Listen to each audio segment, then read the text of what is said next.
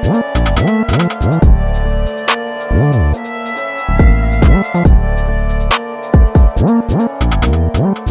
said that when you go to Kemet school, you became more alert. You made a wake up, your spirit wake up.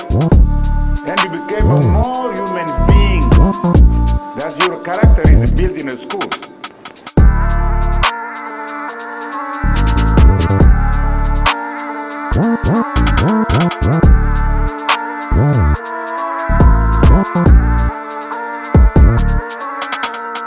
When you study what we call classical studies, we must know maybe nature. You see, maybe in the future we need to know some heretic too. We need to know maybe nature.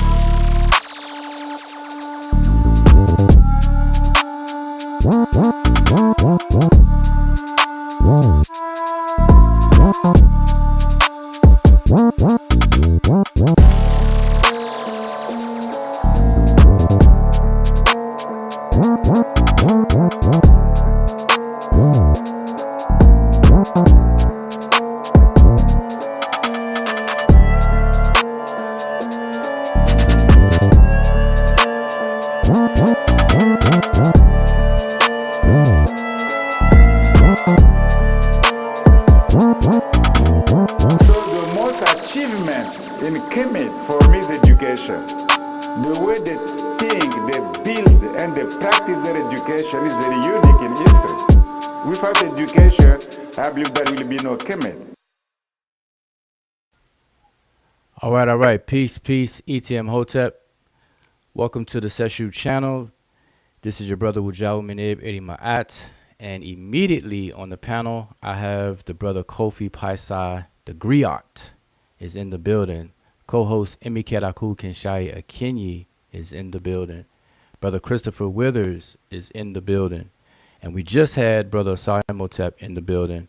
But as you all know, we always talk about Asari Motep's internet connection. We're going to definitely do a drive. We're going to get Asar a satellite. We're going to build Asar a satellite personally for his internet connection. But anyway, welcome to the panel. So I'm going to just open it up and let you all give an introduction, say your pieces and stuff like that. And then we can jump in on the topic as we do this after show of the replay. So I'm going to pass the mic around so everybody can introduce yourself. And let's get it in. Don't matter who first. I go first. It don't matter first. I wear Hotep or Jama. Peace to the family, man. I'm just I'm Kofi Paisai. And I'm just hanging out, man. I'm just hanging out after the show, man. And I mean that's it, man. I'm just hanging out. All right. Next. Hotepu. Me, it's Imiket, and I'm definitely just here to make sure that everything runs smoothly and also just to chill after that really, really interesting premiere. All right, we got the brother Chris. What's up, family? On, I'm come to an end, looking like it's gonna come there. Oh, Chris, I think you're just 1 second, Chris. I can hear you really clear, but it's just that you're choppy. So you sound nice and loud, but you're just coming in choppy. So I don't know if you have to leave and come right back, or allow your browser. I don't know. So if you can try to leave and come right back, but you now. Okay, keep on talking. Go ahead. Am I clear now? Am I choppy? Well, you got to keep on talking because it was just chopping up the longer you talk. The phone. Now remember how. Oh no, it sounds like you're clear now. So go ahead. What you just repeat what you were saying.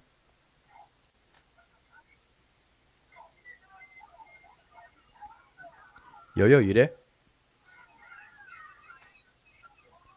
All right, we definitely lost Chris.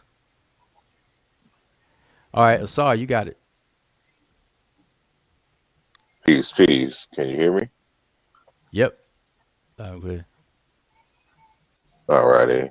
Yeah, I don't know, like, cause I'm on here twice, so I don't know if I'm taking up too much space. But just in case I need to share a screen or whatnot, but I'm on my phone as well. Cause like it was coming up real choppy for me too when you Okay. were playing. So I don't know if that was my connection or was that something to do with the program itself. But Okay. so I didn't hear anything that y'all said prior to me saying what's up. Oh no, I was just letting everybody pass. I was passing the mic for Oh, everybody okay, who's on the okay. panel. Yeah, that's it. That's it. So yeah, so I see you got your other just in case share entry share screen. Um, so who knows what we're gonna get into.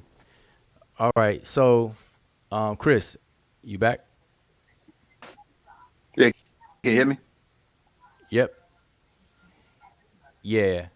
Hopefully you're not choppy. You sound clear. It's just that when you talk a long sentence, it will sound choppy. But I'm not sure. All right, so let's just get it in. So, all right, so for those who are tuned in now and you just tuned in right now, let me put this big on the screen. This is what just occurred. What we did, I replayed a 3-year-old video. So if anyone was just tuned in to the channel and was watching the previous video, that video is 3 years old. That video was done, as you see the date, it was done July 25th, 2019. And as a matter of fact, this is supposed to be on the after party one right here. There we go. Just want to make sure everybody know this the after party. But it originally aired July 25th, 2019 on Brother Garfield's channel when it was called the Dagger Squad at first, but now it's called Brother Garfield's Podcast. And it's still there on his channel. But I decided to play it tonight on this channel because a lot of things that we spoke about in that video 3 years ago is relevant to some of the conversations that you're hearing on various different platforms today. And so people were asking, at least, and I know Asar has got hit with this question, is, why do we refer to people as Johnny come latelys or Johnny come hateleys? And they're playing catch up to a conversation or chiming in on a conversation that they don't know the history of. And so we have all these videos that are years old that people may not be aware of, and the conversations and the actual issues at hand, what we say and what we don't say. And so some people are coming on the scene late and they're making statements and creating phantom claims of things that we don't say or we already addressed and stuff like that. So I felt that it was beneficial to bring that video back forward and replay it. And so again, for those who never saw the video, then hopefully you got a better context of the conversation on a place named Kemet and some other issues. And so that video was called When Keeping It Real Goes Wrong, a message to NEB and Reggie. So at that particular time, 3 years ago, we had to, well, I felt we needed to address those two brothers and what they were doing at the time. And so like clockwork, things still continue to happen every now and then and recently. So it gets old, it gets tired. And people have been hitting me up and asking me, why haven't I been chiming in? Why haven't I been on Garfield's channel? Why haven't I go to Smash's channel or whatever the case is? And I keep telling the same people, we already addressed all those things. And then a lot of people are making up fake and phony and imaginary and phantom claims that don't make any sense, and I feel it's retarded. So I don't entertain it because we've spent so much time on it already.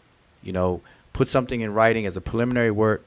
Asar is about to publish a much more fuller work on it in his upcoming book, and then all the videos we did and all the stuff that we've already done. So it's where it's at, And so for people to continue to talk about it as if this is some brand new stuff or whatever the case is, it gets daunting. It's just a waste of time at a certain point.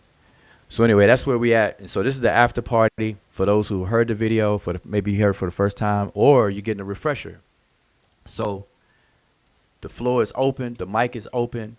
I'm about to post a link. Anybody can come on the panel, and I'm actually looking for Black Nation, who was bumping his gums in the chat while the other video was on, and then a few other people.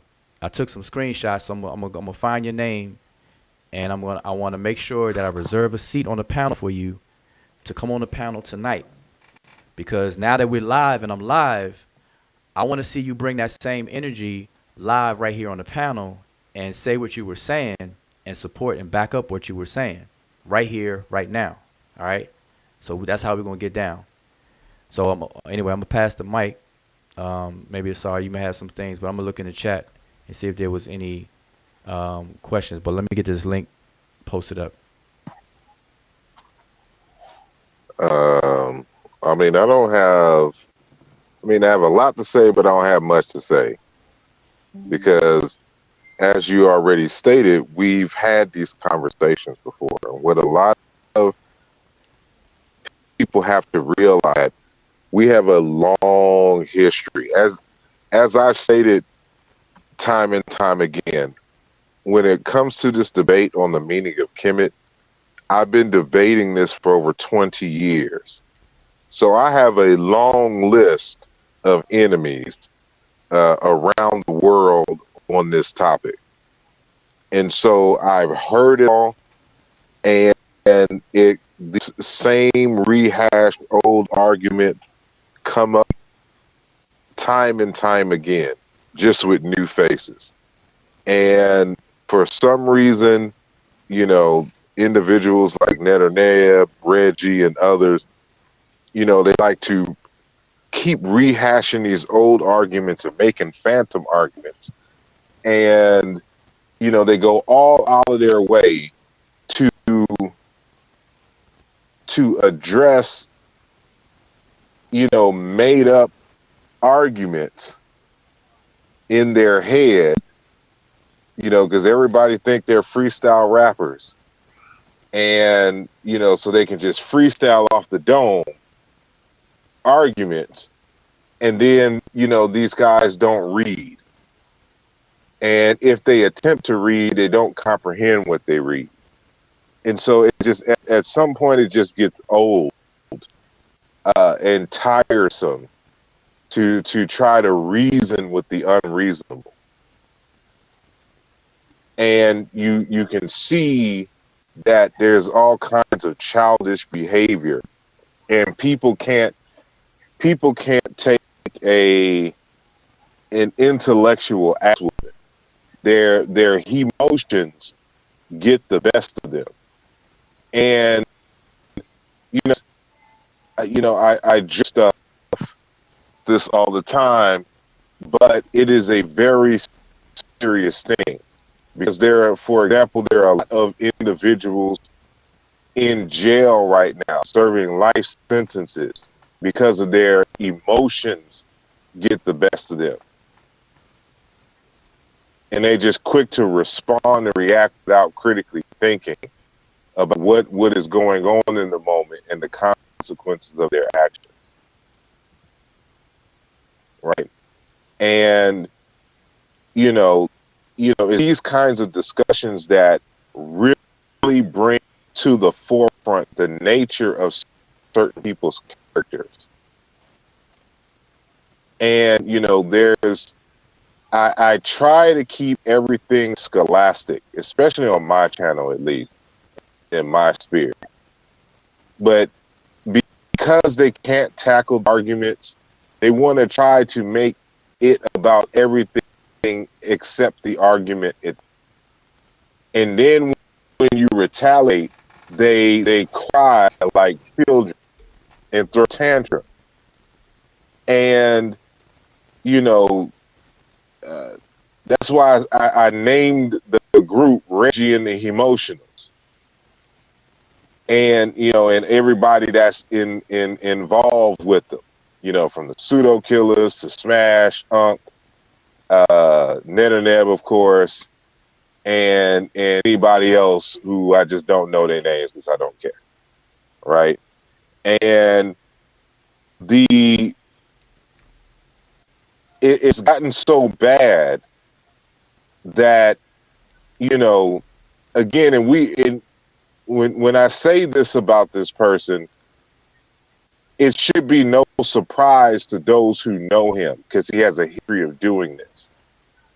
And I'm talking about, for example, Reggie. And Reggie's so in his feelings that, his one article in Life that he got published in a journal that wasn't peer reviewed. It was a one quote unquote reviewer and published in the thing. And this I know for a fact. He got so upset and emotional that, of course, he charges the Shimsu Hera research team with plagiarism, and then he had the audacity, the caucasity, as I should say, to reach out to the TLA and accuse me of plagiarizing. And what Reggie didn't know is that I have a relationship with the TLA. I communicate often with a few of the people. I communicate often with the people who are on a few of the people who are on the site. Where's the sound effect? And so one of the individuals, when I was seeking some clarity on some information, reached back out to me after he conducted our business and told me about this correspondence with Reggie and him, lying, saying that not only the text that we wrote in 2019, but the Alluja series. So it he tried to make it seem like, just everything was plagiarized and the like. And and I have the emails and I can show them anytime.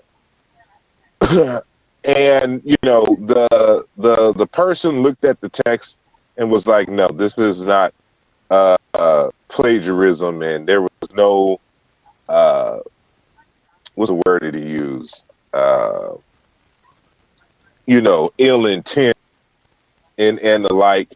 But it just I can't have that kind of I can't have those kind of people in my circle. And as I said in the chat earlier, like Reggie is the incarnation of the Negroes who sold other Africans into slavery. He is the Uncle Ruckus. He is the actually, and I've said this before, and maybe one of y'all in the chat can look up the actual name of the character. But if you've seen the movie 300 and the little hunchback who wanted to be a Spartan soldier so bad, and then when Leonidas, denied him because of his height, because of his disability, the hunchback decides to go and side with the Persians and tell the route in which Leonidas and the 300 were coming, in terms to attack. And this is exactly what Reggie does. And I say does and not did. He did this with Cyrus Student Steady, with helping the Cyrus Student Steady, because he had a personal vendetta against Cyrus Student Steady, and some other incidences which, and he's the kind of person that just cussed it. and he lies, and he's wrong, and he has comprehension, and it's just a whole team of individuals who have comprehension issues is fueling, these ongoing discussions, and they don't even know what the topic is and what has been said. And so that's why I like the video that you just played is kind of vital to bring some level of context to the discussion, for those who forget, or those who are new to these conversations and don't know what the history is and what positions and what the actual arguments disprove all of their claims. I think because they repeat something over and over again, and it just somehow becomes true. And this is what's problematic. And I know I've been ranting for a while, but I'm gonna end there. Nah, that's on point, because as we were playing that video, Reggie was in the chat. So I'm not sure if Reggie's listening now, or if somebody's going to pocket dial him, let him know that his name is being mentioned right now. But Reggie came into the chat when the other video was playing and was still stuck on stupid, because he was saying that the TLA, and I'll try to just now go back and screen and take a and show his comment, but the video is still processing because we just we just got off of that video, so I can't do that. But Reggie was saying, and if anybody was in the chat, they could attest to this. Reggie was saying that you cannot quote the TLA for commercial purposes and this, that, and the third. And in the chat, I know you were correcting him. So I don't know if you wanted to repeat what you were saying, but this is the same things that continue to go on that are really, I mean, and this is the thing. People just need to take a step back and just look at these things for what it is. It's not even about the actual information anymore. It's really just hateration at this point. Somebody don't like somebody stuck, caught in the feelings or whatever, be all petty, be all bitchy about things and cry and complain and stuff like that, and then find any and everything to complain about or to speak on, but can never come together on information to advance the body of knowledge. Notice that this whole entire time, people don't know that Reggie didn't even know what a toponym was until I schooled him on what a toponym was. He was already trying to argue and didn't even know what the word toponym meant. And I got witnesses because we were on the phone with like 4 other people. He's like, well, what are you talking about? I said, a toponym. You know what a toponym is? No. I said, a place name, Reggie. We're talking about a place name. We're not talking about skin color people or none of that stuff. We're talking about a place. But anyway, so I don't know if you wanted to reiterate what you were saying about the TLA and what the actual site says. I should just go ahead and pull it up. Let me pull it up while you say something. By the way, Black Nation, click the link, because Black Nation is in the chat. It was in the chat before, bumping his gums, his or her gums.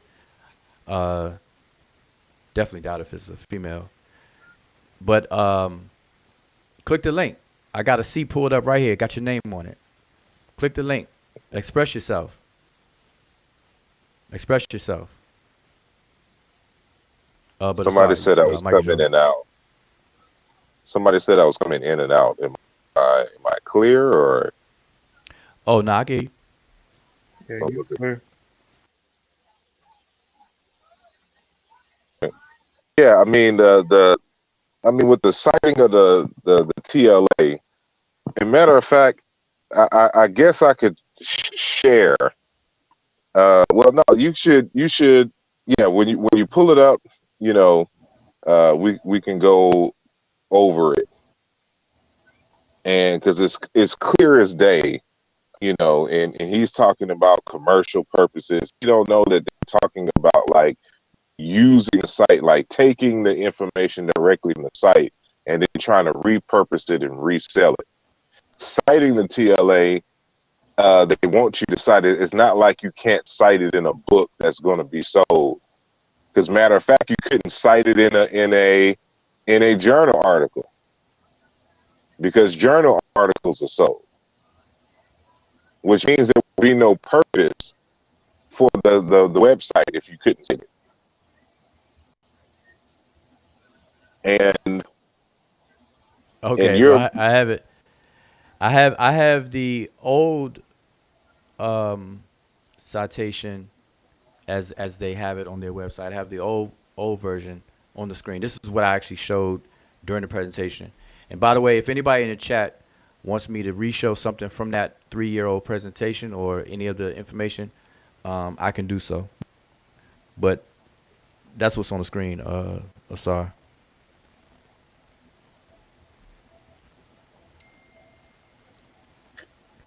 Can you hear me?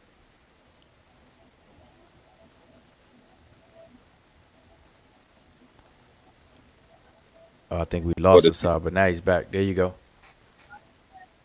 Yeah, I think that's what he mean by going in and out.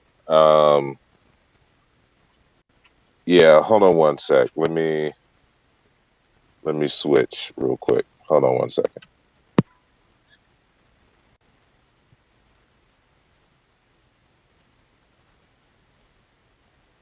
All right, no problem.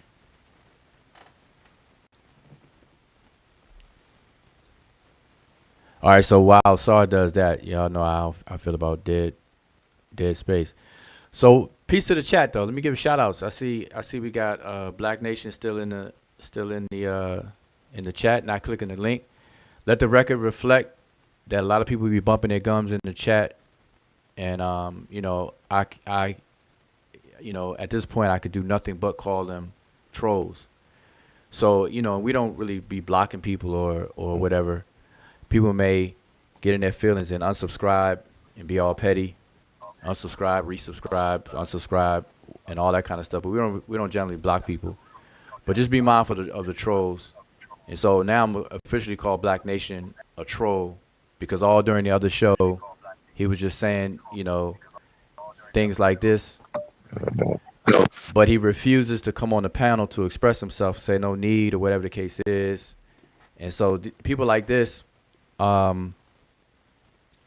must need attention, and I guess I'm the one that's giving it to him right now. But after this, no more of that.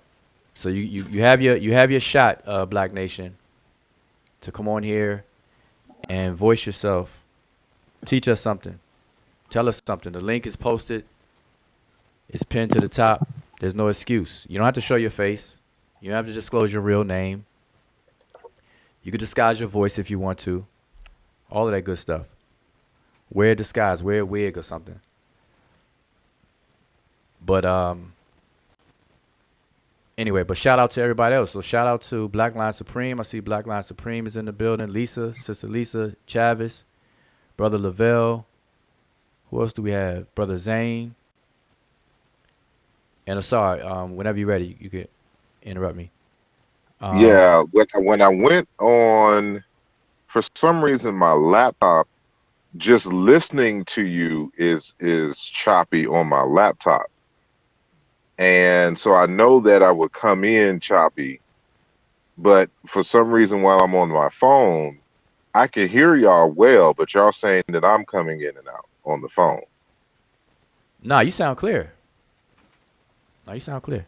Okay. Well, we'll try to make it do what it do.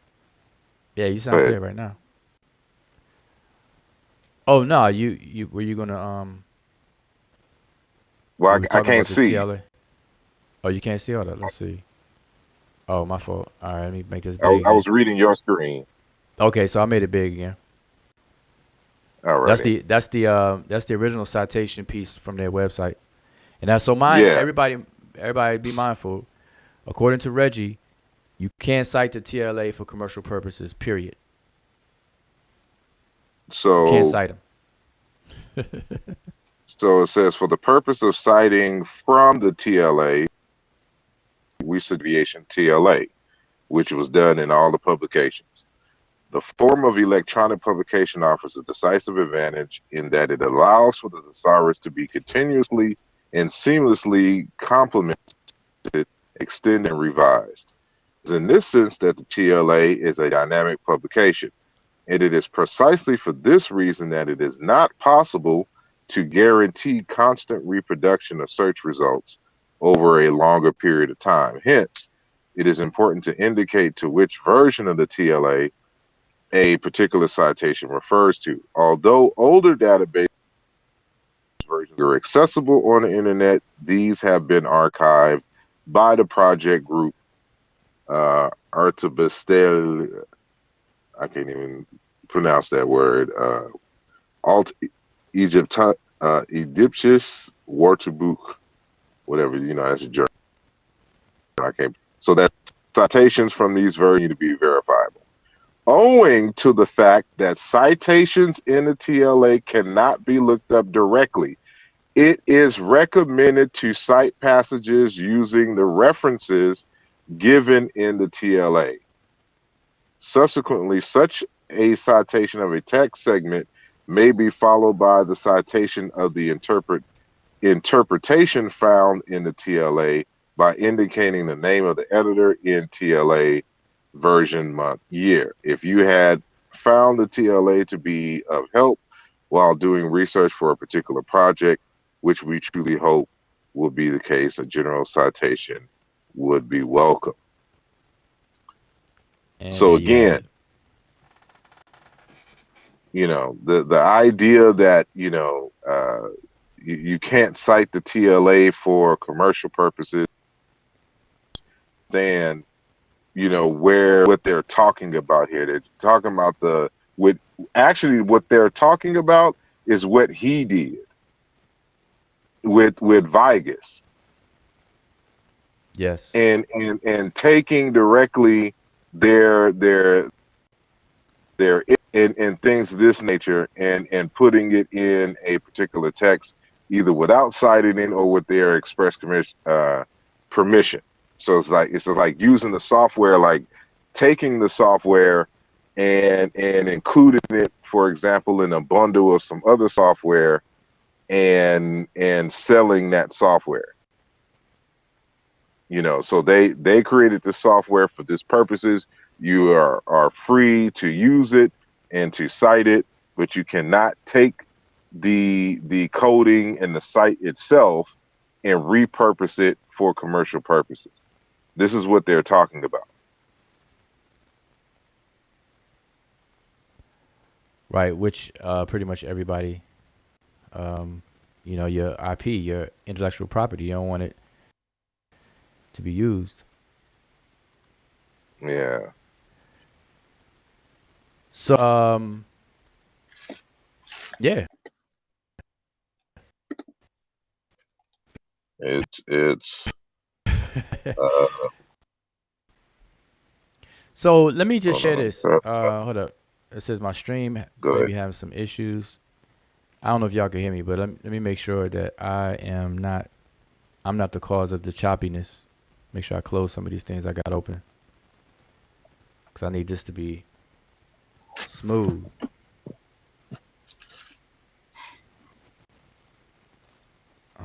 Give me a second here.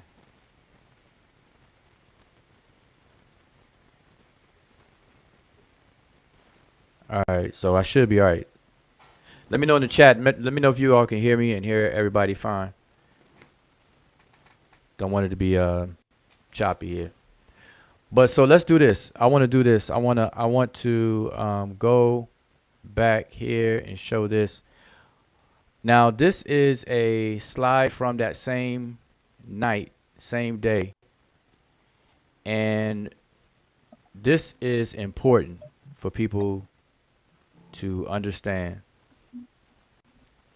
See, we got the brother June is in the house. Uh-oh. Pete, shout out to the brother June. Shout out, shout out, shout out. All right. Now y'all in trouble, boy. June done showed up. Y'all in trouble. Y'all are in trouble now. Nah. But I want to put this on the screen, right? So listen, this is for everyone who is now just hearing about the conversation, because this is the thing. This conversation has been going on in its recent iteration for a long time.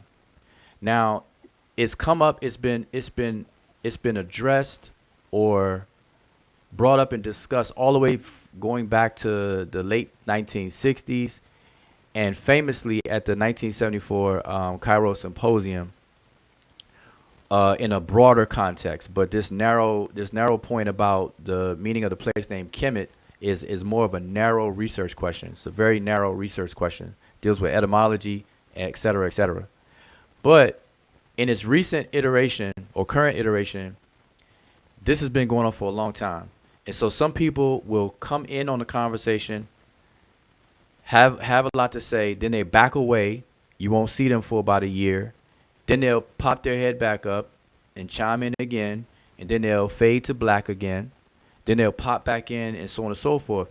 And every time that happens, it's brought up as if it's new. And so to prevent that, and that's very, very stagnant. That's very, very, it causes stagnation. It causes us to have to go back and back and back. We can never move forward.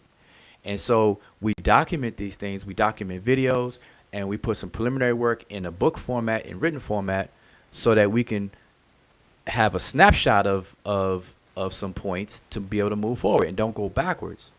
But anyway, so every now and then we have to remind people of what this conversation is not about, because people will create these fandom arguments, technically called straw mans, logical fallacies, and then argue against the straw man by giving the appearance of prevailing over an argument, all to put on a show on stage for their listening audience or viewing audience on YouTube or Facebook.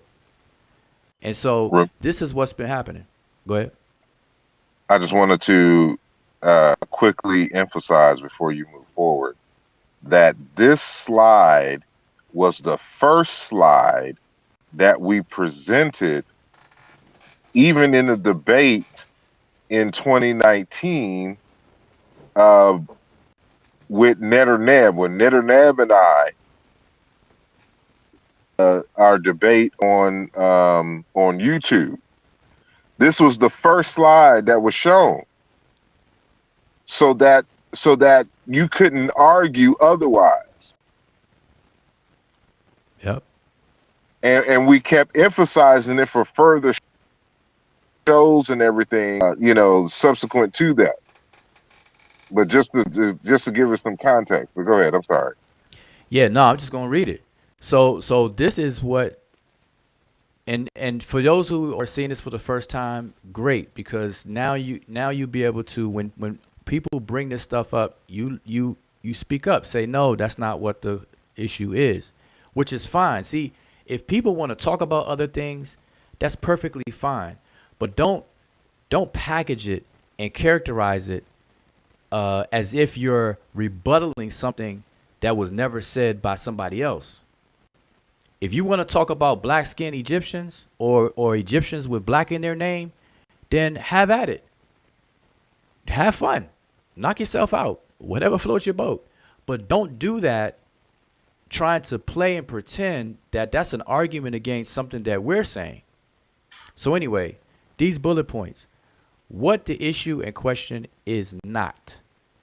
Number one, it's not about does black exist as an adjective in ancient Egyptian. So let's be clear on that. It's not about that. It's never been about that. We all know that there is a word for the color black, and that word is used to describe people or things. We know that. That's actually number 3. I'm getting ahead of myself. But we know that there's an adjective in the Egyptian language for the word black, and it is Kim. We know that. It is masculine and singular.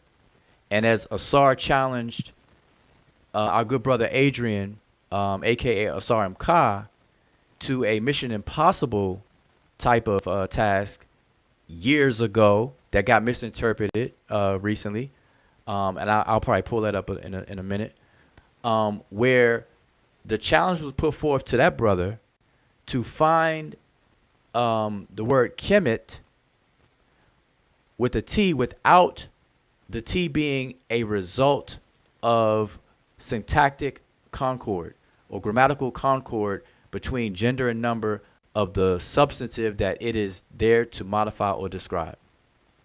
That was the challenge. But because people don't study ancient Egyptian grammar, the challenge went over a lot of people's heads. And if I show, I'm gonna pull up in a second. On that challenge, there's over 450 comments, and about half of them just shows clearly that people don't understand what the challenge was because they don't understand the grammar. Why? Because they don't study the grammar.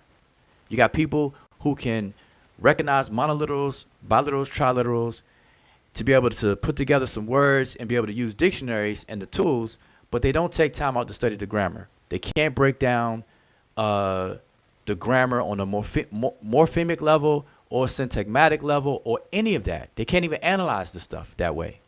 But that's what we do. So we were trying to put people on game, but instead people take this adversarial position and want to always challenge and fight for whatever reason. So anyway, that's number one. Number two, it's not about can we find cognates of the adjective black and related African languages. Been there, done that. Asar has a whole table of that.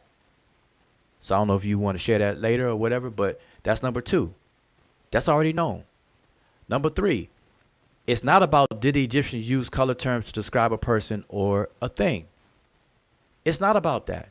We even know the 4 Genesis color terms that got expanded to more. And how they came from verbs. All of that stuff. So anyway, that's number 3. And number 4, last one, it's not about do classifiers or determinatives have to be present for every attestation of a word. Now, so these 4 things was being argued in a straw man fashion. And so this is why this slide was created, to avoid it, to narrow the conversation back down to actually what the conversation is about, which is the etymology, or towards the debate, the ongoing discussion on the meaning of the place name Kemet. Place name being toponym Kemet. We're not talking about anything else but the place name. So I want to screen, right. and it will be the AI, not the 2 AI, just the AI account. All right, go for it. And let's see, Chrome tab, and right. So I'm sharing that. Let me know when it comes up. All right. Yep. I'm about to put it on the screen on the jumbo jam. All right. Yep. So, alrighty. So this is an article, which ain't really an article in my personal opinion, because this is actually a response. Because again, remember I said for 20 plus years, I've been involved in this debate on the meaning of Kemet. So, before it blew up on Facebook, we was on EgyptSearch.com having this debate for the 20th time on the website, right? So, but because the website is so limited in what you can post and how you can post it, I decided to put my reply to a bunch of the comments in this article form, which was published on May 16th, 2014.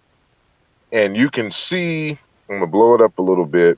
This is on my academia.edu page, right? So right now it's got 10,143 views. So this says published in 2014, publication date, May 16th, 2014. So it hasn't been updated or nothing. This is going to be important, right? And so the first sentence, the following paper is a response article to a discussion that is ongoing in the popular EgyptSearch.com website, particularly in the Egyptology forum, right? So we're going to skip down to page 7. So in this section here, I discuss what is a determinative. I'm citing Riccati on this. I give some examples, yada yada yada. Right. Then we get on the meaning of Kemet. I start the conversation on the meaning of Kemet. Give some examples, more yada yada yada. Let's go down the page. So, hopefully y'all can see this well. And so what do I have here? I say, for example, we have the variations Kim, black, and Kimu, to be in the dark. The first variant is also used to convey the word Kim, to be blind. So first I'm talking about the determinatives for color. So you can see me using the flamingo here for the color red, for the word Desher. And so now I'm talking about the D3 hieroglyph. So that's why you see these variations with the hieroglyph. So let me continue. Let me go back. So the first variant is also used to convey the word Kim, to be blind, as to be blind is to be in a continuous state of dark blackness. Another variant is given as Kim, to be black, right? These examples are taken from Vigus 2012, but one can look at Budge 787b for even more examples of this determining black. We note then that the D3 glyph is used to convey color. In each of these variants, the word is followed by the D3 hair determinative. The word Kim, black, can be written without the determinative for hair, as can be seen in this. Wait. You're going too fast. You got to read that again real slow. Because remember, we're dealing with short bus. Yeah, short bus people. And so people Yeah. think I'm condescending when I say that people don't read and they don't comprehend. But I'm not being condescending. I'm being kind of telling the truth. And this is why it's laughable, because Smash this week, and so did NEB the other day, they're still arguing that I made an argument talking about you have to have the hieroglyph in the word Kim for it to be black. And what's sad about this is that NEB pulled up this article in his recent video and still tried to argue, which is just dumb. And so here it is. So here it is again. In each of these variants, the word is followed by the D3 hair determinative. The word Kim, black, meaning black, the adjective black, can be written without the determinative for hair, as can be seen in this variant. So not only did I say as clear as day that the word Kim can be written without the hair determinative, I also give you an example of one without the determinative and its meaning. But this omission is still rooted in the variants above.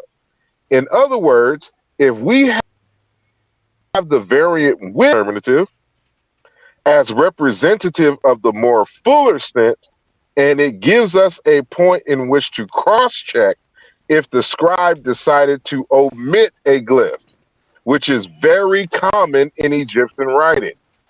The syntax and the context of the sentence allows for us to make the distinction. But they don't read. I guess this was too far deep, 7 pages into the to the article. That It's too much that text. they, that was just too much to read for them and to comprehend. And I want to remind y'all that this was in 2014. Remember, all my arguments, old arguments and updated arguments, are always going to be written. This is in 2014. How many years is that? That's almost 10 years ago. That's 8 years ago. 8 years ago, going on 9. So 8 years ago, on paper, that they claim to have read, I clearly state on page 7 that you don't need the D3 hair determinative to write the word Kemet.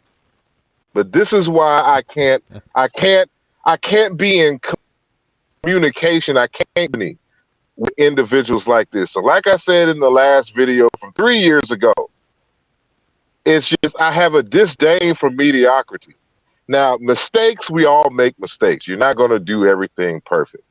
But this is consistent mediocrity and a willfulness to not read and understand and comprehend things. And this is why I can't get involved anymore in these silly juvenile conversations with these individuals, because they don't read, they don't understand anything, and they just make arguments out of thin and then argue with that and swear up and down that you said it. Yep. And I saw like something in the chat like you know, what's his name out in France? Shaka Ndugu Kemet, right? Like this individual don't comprehend very well either. And when it comes to this linguistic thing, I never said that I wasn't a linguist. I'm a linguist by all intents and purposes and how that is defined, which is why, like for my other show, I said we're going to do a whole show on what is linguistics and what makes a linguist. What I did say is I don't have a degree in linguistics. And there's a difference in the two statements. But they don't comprehend that. That's what led to the conversations, as I mentioned even in that video then, that Theophilo Benga does not have a degree, master's or PhD or even bachelor's in linguistics. Neither does Christopher Ehret, neither did Joseph Greenberg, and neither did Diop. But yet all of those people that you just named are accepted as linguists and are the experts that these people rely upon and big up against Exactly. you, or against So, Mboli, or against anybody that they disagree with or catch feelings exactly. So Mboli's not a linguist because he doesn't have a degree, but we're supposed to. They're fighting against us for going against an argument of Diop and Obenga, the so-called real linguists who don't have linguistic degrees. Theophilo Obenga's PhD is in history. You know, Joseph Greenberg's is in anthropology. Christopher Ehret's is in history. Yeah. So You know, and Diop is in cultural anthropology. Like I'm doing a whole show on that, and so it's you can see how hypocritical these people are, because you know they have bad character. They can't do nothing but be hypocritical and move the goalposts when a certain argument doesn't fit their narrative and their belief. Yeah. And it's just sad that people don't understand what's the purpose of going to college and getting a degree in the first place. You become a knowledgeable in a particular field, but they learn how to learn. to learn how to produce knowledge. Once you have developed that skill set, you can apply it to any field, whether you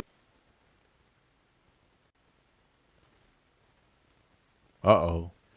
Now you're breaking up. have a degree in it or not.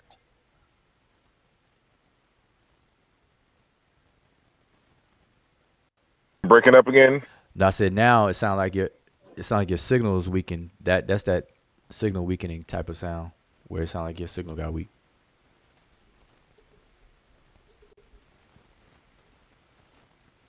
I don't know. Now you're breaking up in my ear. Oh wow. Let me just check with the chat. I need the chat to do me a service, a quick service. Am I breaking up? Can y'all hear me? I'm gonna keep on talking. Am I breaking up, or is just Asar breaking up, or what? Y'all let me know in the chat, please. Appreciate that. But I'm gonna keep on talking so you all can let me know that. But that's interesting though, Asar. I'm just gonna keep on talking. And see, this is something that I think people really need to understand. And see, this what frustrates me is that I really think that it's viewership abuse. You know, you have spousal abuse, child abuse, but this is viewership abuse when people kind of play and leverage people's ignorance and then just kind of control things and don't really inform them of things and make things appear to be what they're really not. So people will argue and say that Asar Imhotep is a pseudo-linguist because he doesn't have a degree in linguistics, while on the other side of their neck, they're going to quote other non-degree people that are accepted as linguists. So if the criteria is to have a degree in linguistics specifically, then everybody they quote from, everybody who's written something, none of them have degrees. From Diop, Obenga, Eric, Greenberg, which is pretty much the most famous out of all of the people I just mentioned because of his classification system of the African languages in those 4 superphyla categories that everybody and their mother continues to use and don't understand what those categories actually mean. So these folks don't have degrees in linguistics, but yet they use them. But they use them against Asar, but the reasoning is that Asar doesn't have a degree. That is backwards.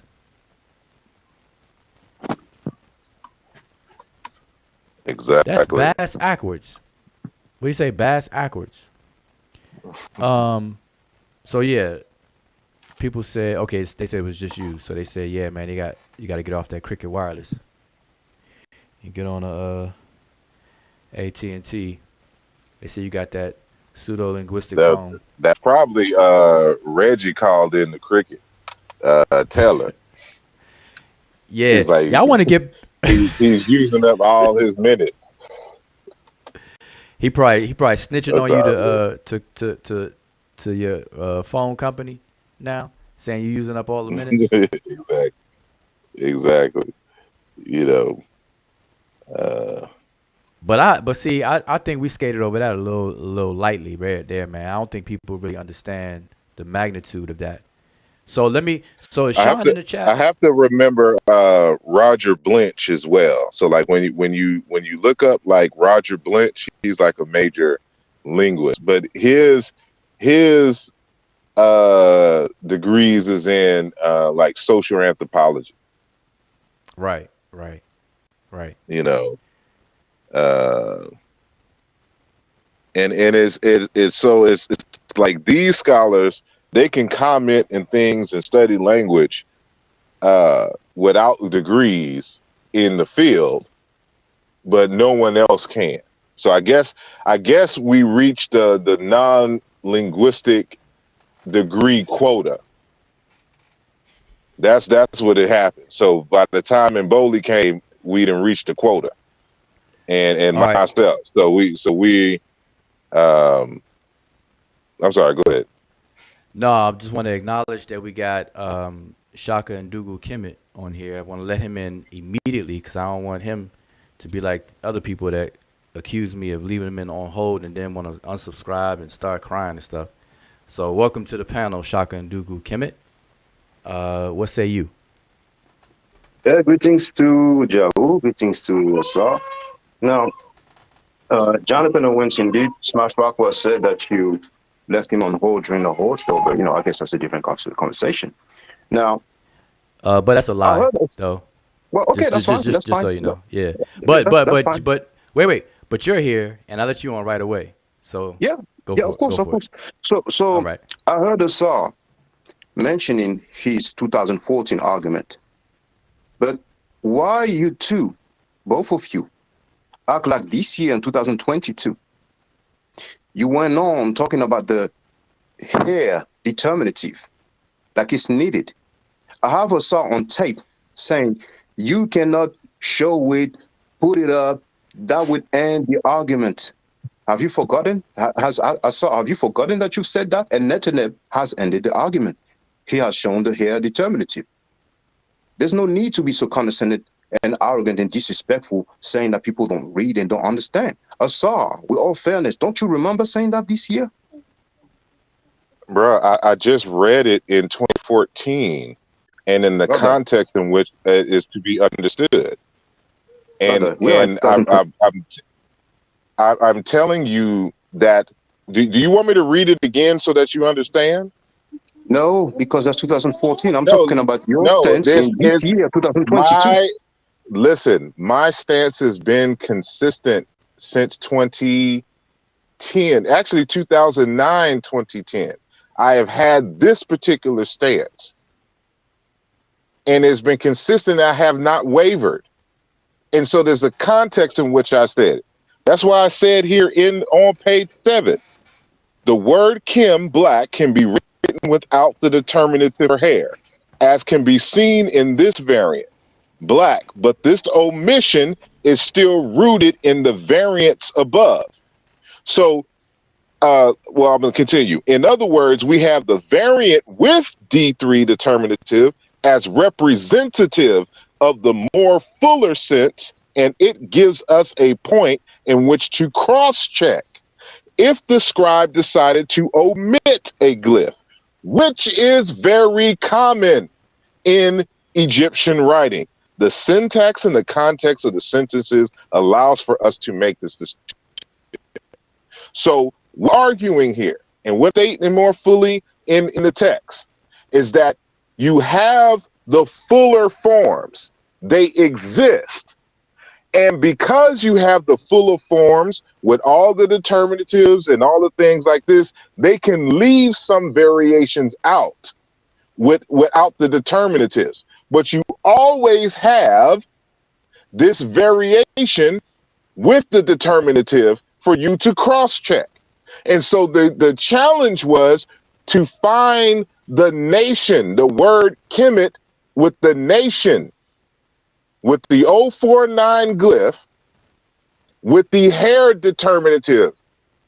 That was the question. And so you're reading again. Okay, so you're reading again. You're reading again this 2014 argument, but it seems like you've forgotten that this year in 2022, when you were talking to Smash and I, come again? I just sighed because you. Well, okay, so if you don't understand. Well, I'm trying to talk diplomatically, like a grown man, but it seems like you forgot what you said this year. So I don't forget. I've been saying this for, what is this, 12 years now. All right. Well, let's deal with 2022, the updated claim. You told Smash, and I was 12 years includes 2022. You don't want me to say, right? You obviously you don't want me to say it, and that's fine. If you don't want me to, I'm fine with that. Go ahead and speak. All right. Do you remember saying, and I have you on tape, my recent videos, I have you on tape. You said I'm paraphrasing, but you said you cannot put up this word cam with the color determinative. You even mentioned the D3 glyph. You said you would never ever fight, and you said if you put it up, that would end the argument. Do you remember saying that? That doesn't even make any sense in terms of you even trying to summarize what I said. I tried. Listen, hold on. Listen, I tried. No, it's your number one reply. It doesn't make sense. I tried. I leave you to it. Thank you very much for hearing me. Have a good day, both of you. Bye bye. Which he does all the time. So that doesn't even make no Hold sense. up. I'm citing Hope myself he's still here here. with the Hopefully he's still here because I ain't even have a chance. I ain't even still have a there. chance to get the mic. He's still there. But listen to what I'm saying. Listen to what he said. He said that I said that you can't find the word Kim with Go the back, hair Shaka. determinative. And that doesn't make I'm reading it. I have it on paper, me saying this. And so it's not that you can't find Kim with no hair glyph. You can't find the nation, the word for Egypt, with the hair determinative. There's a difference. And see, this is what I mean by people can't comprehend and want to argue mythology. That's crazy. That's a crazy exchange because see this okay, listen, I want everybody to pay attention to what just happened, right? And this speaks to what I always talk about. This so-called conscious community that I've been calling the circus community for the longest time, that now I'm starting to call a zombie community. It is a community of adversarial tension. Like everybody's uptight and everybody wants to fuss and fight. So much so that the brother just came on the panel and instead of understanding the claim, the chronology of the claim, the tenure of the claim, going all the way back to 2014, at least in writing that was showed earlier, and the consistency of the claim, the brother would rather attempt to take a soundbite out of context just to argue, just to fight, and then run.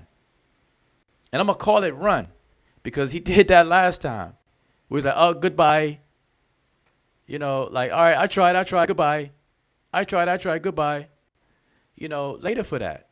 So and that's the BS that I'm talking about. It's like people can't come together to build on knowledge. Everybody has to come as an adversary.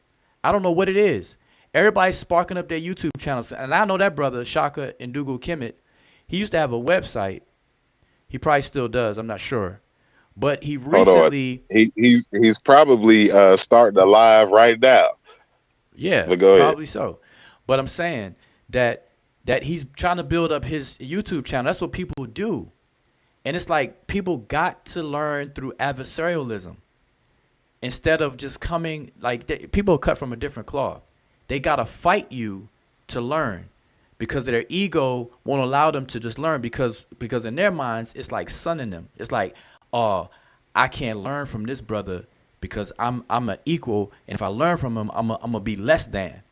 Instead of everybody just walk together and work together and walk together. And that's what it's like. So here you are live talking and you're telling the brother what you said in the past and what you're saying right now. And he still doesn't accept what you're saying out your own mouth and want to put the words in your mouth just to maintain an argument. Well, brother, let's deal with what you said in 2022. Do you remember 2022 that you came on the channel and said the Hieroglyphics, NEB, put it to the end? Brother, okay, you don't want me to say, okay, I'm going to say you don't want me to say, okay, I tried, goodbye. That was it. And that's crazy. So, nah, Shaka, come back. I dare you. I think he's done his part. It's almost like, when you get tasked to do something. So I think he was tasked to come on this panel and and argue a bit, but he wasn't feeling it, so he just came and did his part. And I'm like, I did my part. I'm out. He's a runner. He's a track star. That's his personal theme song from now on. Man, I see. I don't get it. See, at this point, people don't understand. Like people, I get inboxed a lot, and for various different reasons. And see, I haven't been chiming in. I don't have time to watch, a lot of YouTube videos all day. So I rely on people that if they want me to, if they want my opinion on things, I rely on people to give me timestamps or show me what somebody says, or whatever the case is. And so people will ask me, well, why I'm not involved in it, and it's for these reasons right here. Like people don't like that's why I call it goofy. People don't take it, either don't take it serious, or it's entertainment, or they got too much time on their hands, or I really don't know what it is. And it's like we're not going to get anywhere. Like people are in it for the wrong reasons, and I just got to separate myself from those reasons. Now, if they want to do it that way, hey, whatever floats the boat, I'm cool. If people want to do it that way, they do it that way where they do it at, and that's cool. But don't come here. Like people can miss me with all that goofy stuff, all that immature stuff, the petty stuff, the stage performance stuff, showing off stuff, all that kind of stuff, showing out. Nah, that's like little girls do stuff like that. It's like But this nah. happens every time. See, when it's a lot of energy and stuff, when they're on their own channels and the like. But when it comes time for face to face, it's a different energy, and their arguments can't hold water. Whether this is in online or even in person, as the ASCAC conference showed us, to the point where even Dr. Mario Beatty, you know, he knew he couldn't argue what the actual subject was once he discovered it. So he had to go in another direction and argue something totally different. He said, I'm not going to even argue whether, the meaning of the word Kemet. Because he couldn't. That's not his domain. But you see He. that. I'm sorry, go ahead. No, go ahead. I don't want you to lose your thought. No, just saying that wasn't his domain. And once he figured out that he didn't have enough information to make an argument, he decided to go in a different direction and not argue the point at all. And that's where the leaning on the appeal to authority to Theophilo Benga, who also hadn't studied the question. Yeah. And so it's very tiring, to come across, like y'all, if y'all only knew, the like what's that phrase that they say, never meet your heroes, right? And just how over the years I've become so disappointed in a number of scholars, meeting them and seeing, getting insight into their process or lack thereof, and arguments and either that and or their behavior and their character. And it's, I'm just a stickler for integrity. And all throughout, and just other folks as well, they just don't have integrity. They just can't admit that they're wrong and that they don't know and that they need to study more. That is the hardest thing to get people to do in this community, and some folks even in academia with PhDs. Yeah. Well, and see, yeah. Like I said, the frustrating part is when people act as though these things are brand new, and I just don't like. I get the fact that there's always going to be new people coming into the fold and coming into these conversations and things like that. But that's why you devise a system where these people can play catch up by you documenting things, whether it's in a video format, which is secondary to a written format. Written format being the preferred primary way of documenting these arguments, where you could lay out your full argument. A YouTube presentation is always supplementary. It's something that's brief. It's something that is summary driven. You know, people with PowerPoints, and that's another thing. You see people with PowerPoints, they read everything on the screen. PowerPoints originally was supposed to just be reminder cards for you to give a presentation. You put bullet points, and you may want to have diagrams and show images, but now people use them as if they're reading they fill the whole slide up and then read the whole text, the whole text, the whole text.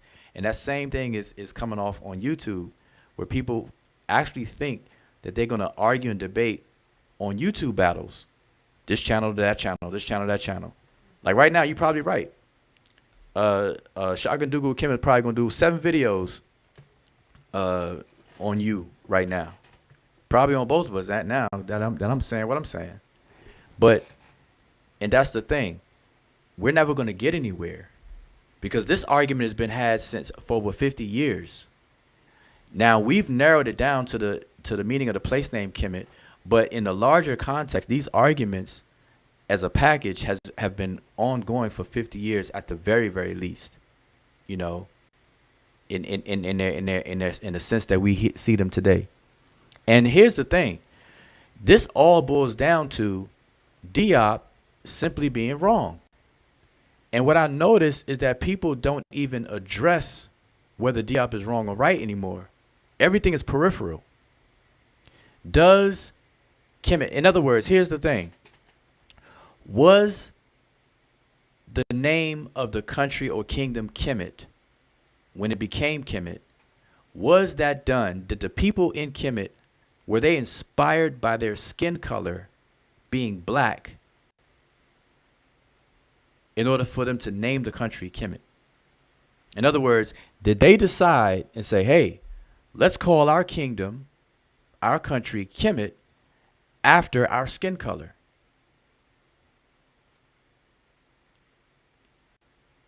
And that's one. And then 2, the word Kemetiu, meaning black people. Those are the 2 things, the 2 arguments. Was Kemet named after the skin color of the people, which would give you the outcome of Kemet equals the land of black people, and then Kemetiu meaning black people. That's really the nucleus of the arguments. And so people have forgotten that. Now we're arguing over stuff that people don't study. Morphemes, portmanteau morphs, they don't even know what that is, but they're trying to argue over the T, whether it's feminine, whether it's not. They're actually learning. See, people refuse to actually take a course, a structured course, systematic course, whether it's from me or not, it doesn't matter. But they refuse to do that. But they set themselves up as an enemy or opponent of one of us, and they learn, and then they allow the passage of time to go by. Then they bring it up as if they're schooling one of us. I see it happen all the time. I'm like, dude, you're not telling me anything I don't already know or that you didn't hear from me.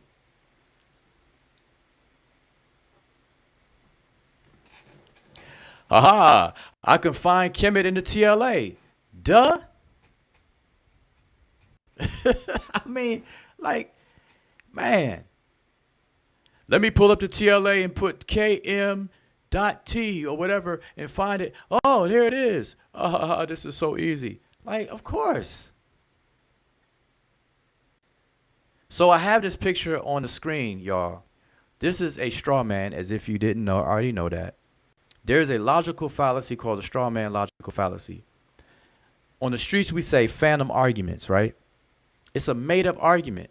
But what a straw man logical fallacy is, essentially, is someone will take your argument, mischaracterize it, change it all up, and then argue against the changed version or the made-up version of your argument as to give the appearance that they are prevailing over your argument.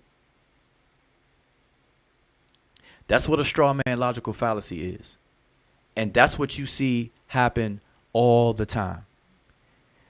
Just the other day, somebody gave me a inbox with a timestamp. I clicked it, and I'm hearing this person say that we over here acting like the color black came about in the 1600s, or that the word black came about in the 1600s, as if the color black came out in the 1600s, and as if the Egyptians didn't have eyes and couldn't see the color black and stuff. That's dumb and that's retarded. Nobody argued that ever. They can never cite us directly about what our arguments are.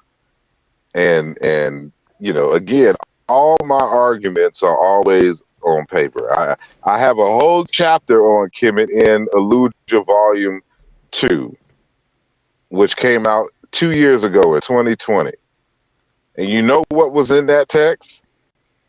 That you could write Kim, meaning black, without the D3 hair determinative.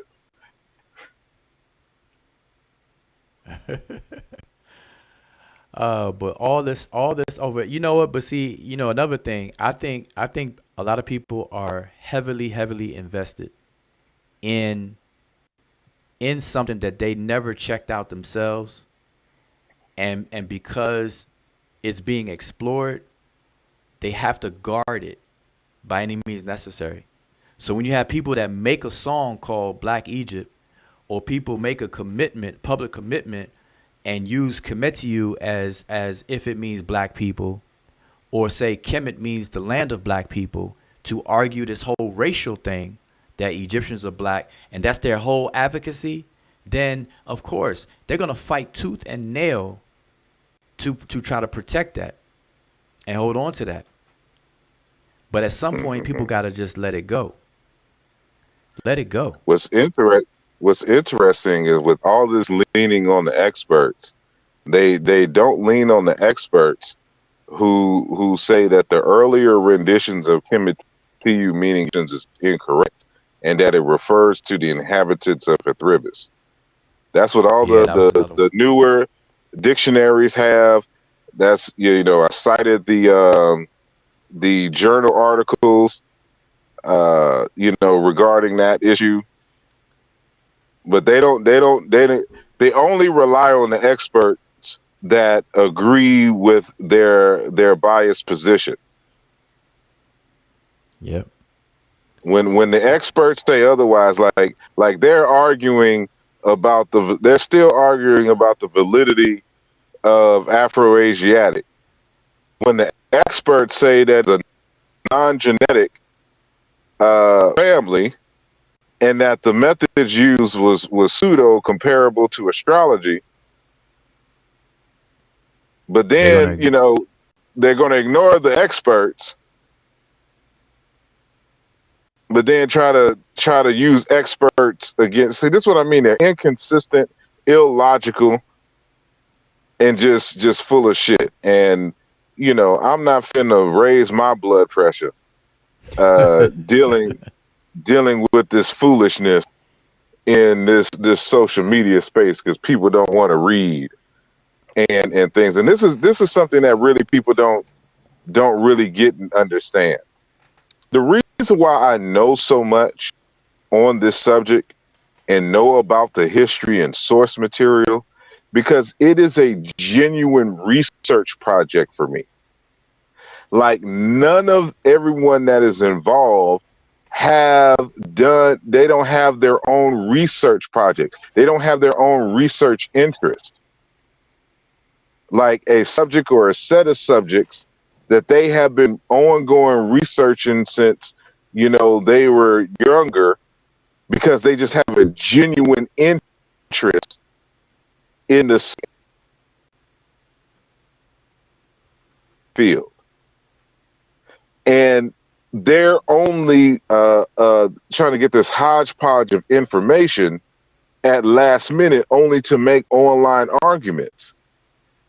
And that's why they will never be considered scholars knowledgeable on these subjects because they're only trying to look for information to argue. You know, like I would have came to these conclusions. I did come to these conclusions without any meeting y'all. It has nothing to do with y'all. This was my research interest since the late 90s in terms of culture, identity. This is the larger issue is on ancient ideas of belonging and identity and culture. That was my research interest. This is just a argument because, you know, one of my main interests is in ancient Egypt. So when talking about the identity and the concept of belonging in the greater African context, of course you have to deal with Egypt subject on how do they identify themselves, race, and all this other kind of stuff. That's why the text that I'm coming out with, the series, volumes 1 through 3, is titled Race and Identity in Ancient Egypt. The first text is dealing with the etymology of my grander research is on identity and culture and philosophy of ways of being and knowing. They don't have a genuine research interest, nothing that they can dive into and add and push the field forward with. It's only for internet arguing. And this is why they will always fail and why they will always be inconsistent in their arguments, because they don't have, in other words, they have no scholastic. They haven't found their purpose in life. And when you don't have your a purpose, you don't have a genuine collective overall interest and or a narrow research questions, you know, you just wherever the tide moves, which is why people be flip-flopping and moving the goalposts and this and this and this, because they're just not genuine when it comes to this. And that is just a recipe for failure. Yep. Speaking of what you just said, I just wanted to ask a quick question to Asar.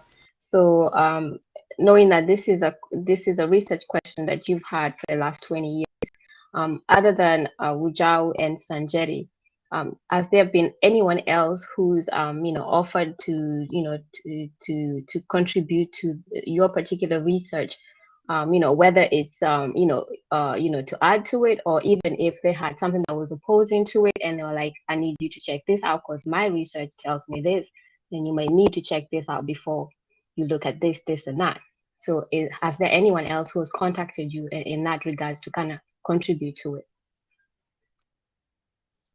If I understand you correctly, are you asking in terms of like just this particular question on the meaning of Kemet, or yes, on this particular research question? I don't know if anybody has. Well, let me see, because I've been doing most of the questions. Like I'll ask for like source material. Like for example, the professor that's associated with the TLA, you know, I was asking him for particular source material on this Kemet question, and so stuff like that happen. Or I will be in dialogue regarding the nature of the subject with individuals who themselves have come to an opinion on it in their own locations or on example, like Dr. Nahisi out of what is this? Yeah, you're breaking up pretty bad.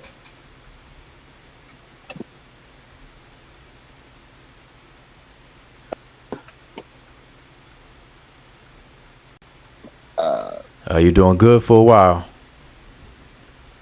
The same. Nah, there you go. You can keep on. Testing. All right. Yeah. So Dr. Kamani Nahusi, if you're familiar with him, he's out of Guyana. He was teaching in London for a while. He's here in Philadelphia at Temple University. You can see a video of him talking about Kemet. This is from mad years ago, and how it doesn't refer to black alike. You have Dr. Oscar Pafuma, who was written in 1993 on in a work in French, where he's talking about how Kemet does not mean black land, for example, and that is just a general word for like farmland or country. However, in that text, he has an exception. So while he's making that argument for the general word Egypt, or excuse me, Kemet regarding Egypt, he has when it comes to Kemet with the seated man and woman, he takes the position that Diop took, that it refers to black people, right? And then of course you have Mboli in his text, and of course we've had ongoing conversations regarding that, but he, even when his mention, has all been done in passing. So there have been a few scholars who would like offer me like source material, like for example, like I have a source with a Greek I can't say philosopher, it's just a Greek, I guess, citizen Greek person who is describing a Nubian woman, and he's using the word Kim, right? And so that's a citation that I have in the text that's upcoming, and to show that it is used to describe someone, but in this instance, it is a Greek person describing a Nubian woman, in terms of having black skin and a round face, right? And so I've been more so, because it's been my research project, more so educating others in terms of like source materials, arguments, and things that they didn't know, because not too many people really, like, they've heard arguments, but they haven't researched the argument. So like they don't really have much to say in that. So I've built relationships over the years with people in the libraries. They've been able to, if I was out of state, to scan, like book sources and things of that nature. But for the most part, I've asked them, and so not too many people have volunteered to give me information, because of course this is a elucidative subject. The white folks don't care. They're giving me all kinds of source material, when I ask.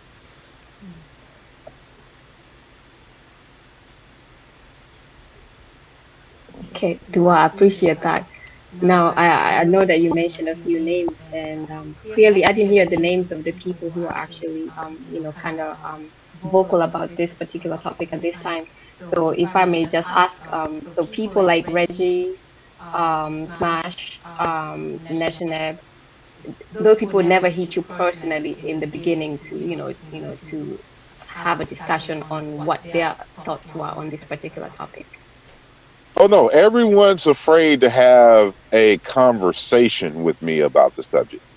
Everyone, with the exception of my brethren, brother Ujawu and son Betty, and of course, other scholars. Like scholars, like Kamani Nahusi, James Smalls, and others. But in terms of this oppositional, don't want to have, like, I've had conversations with Dr. Mario Beatty, privately and in emails about stuff like this. So this is why, if I was to reveal more, even beyond just the public stuff that you can see and ask at, it would haunt you. But everyone else, like, they have something to say for the most part away, but but in person they do exactly what Shaka and Duga Kemet just did.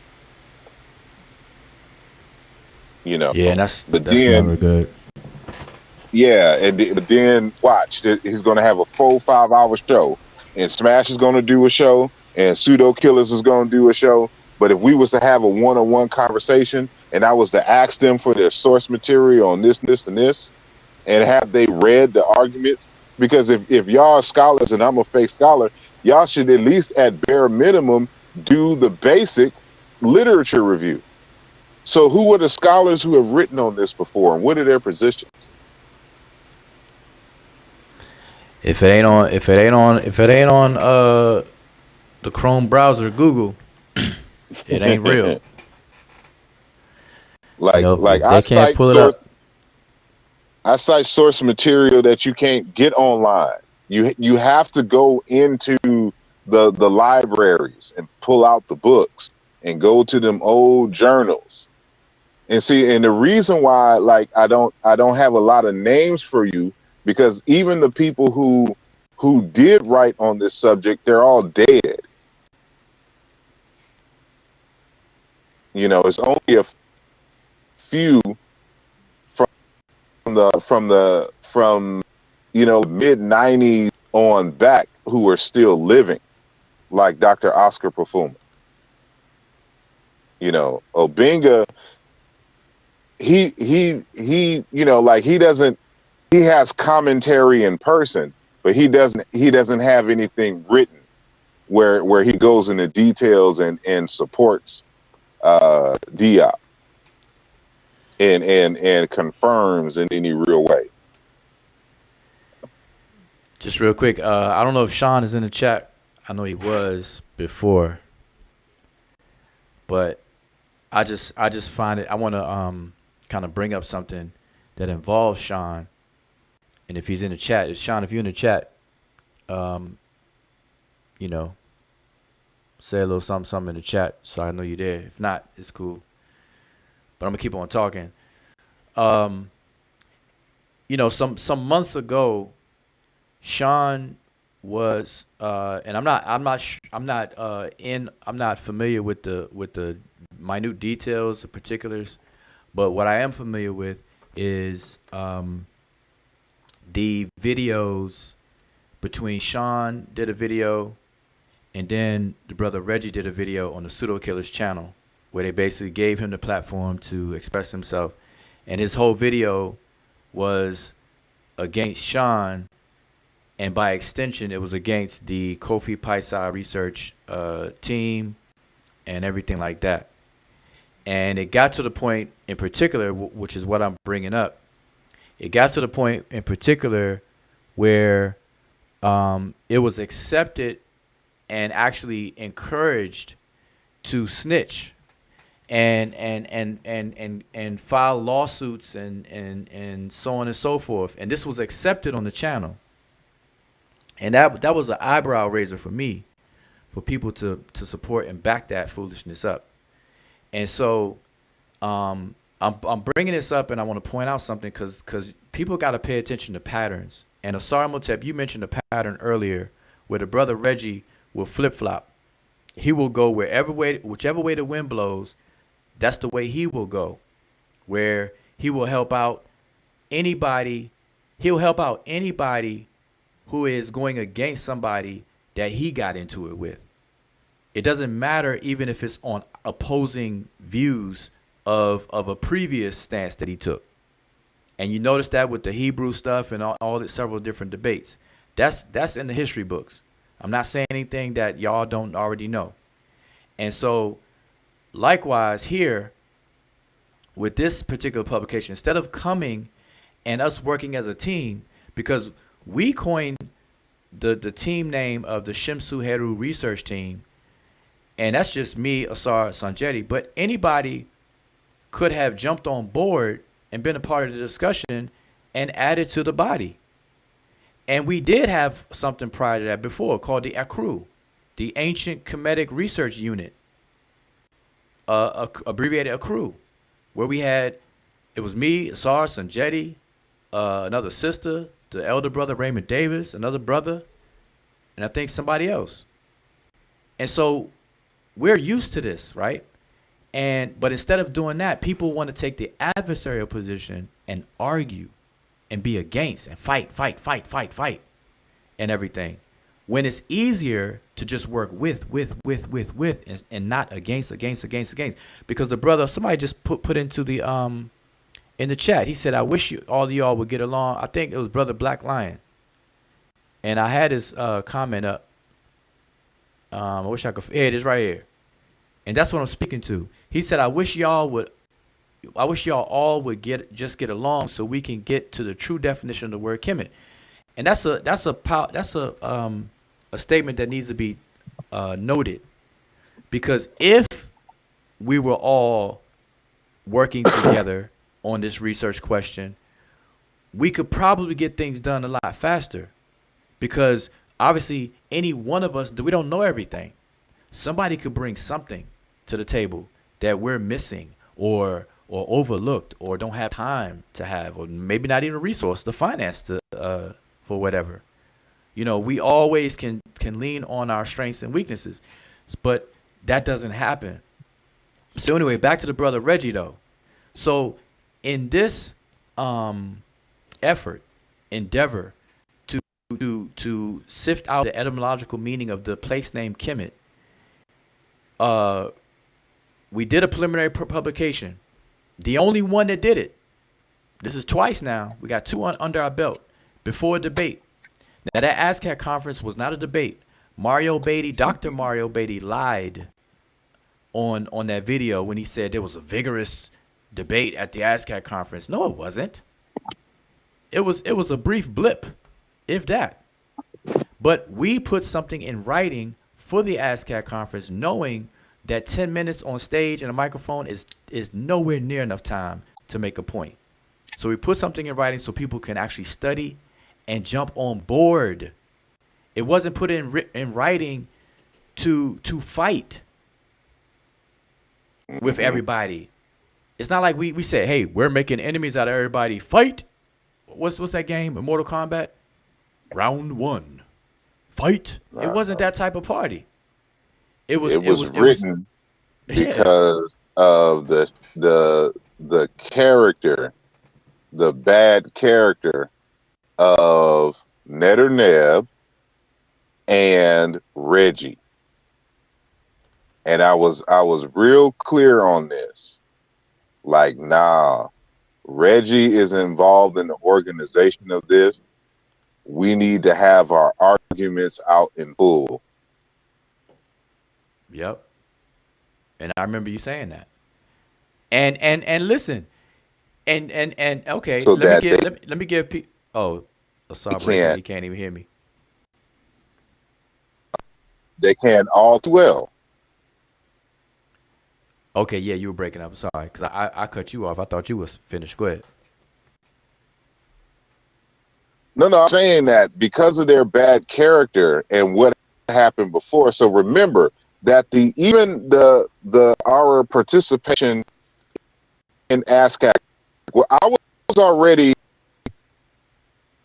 that way, because I presented twice here, because my original abstract was already accepted. Me going to the ASCAP had nothing to do, ultimately, at least initially, with I had a whole different topic that I covered. But you know, in his feelings at the butt whooping that he got online trying to argue his points on Kemet, after NEB couldn't successfully, win the debate, he went and tried to get Mario Beatty involved to like Mario Beatty is the final boss, at the end of the Mortal Kombat, right? But the the issue, starting with NEB is that, NEB did what, to me, what he did to Wujawu. He kept begging and begging and begging for a debate. I wouldn't give him the time of day. And then some years later, I just decided I got some time. Sure, we can have a debate. So he sets up the debate. Now, initially, the debate was supposed to be it was supposed to be a private debate. It wasn't going to be a public debate. So how Ned set it up is that we was going to debate on a BB2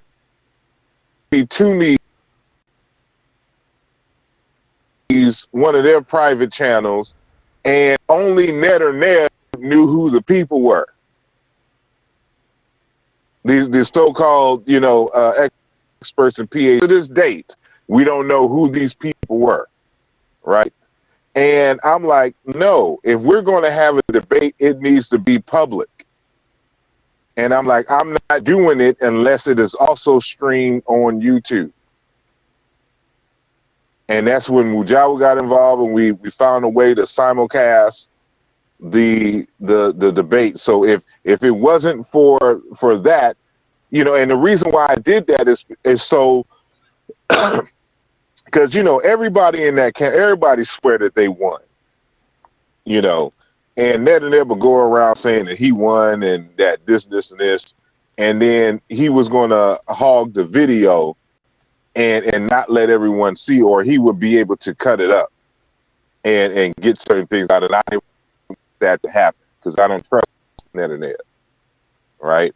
Because the way is very shady. And so, Reggie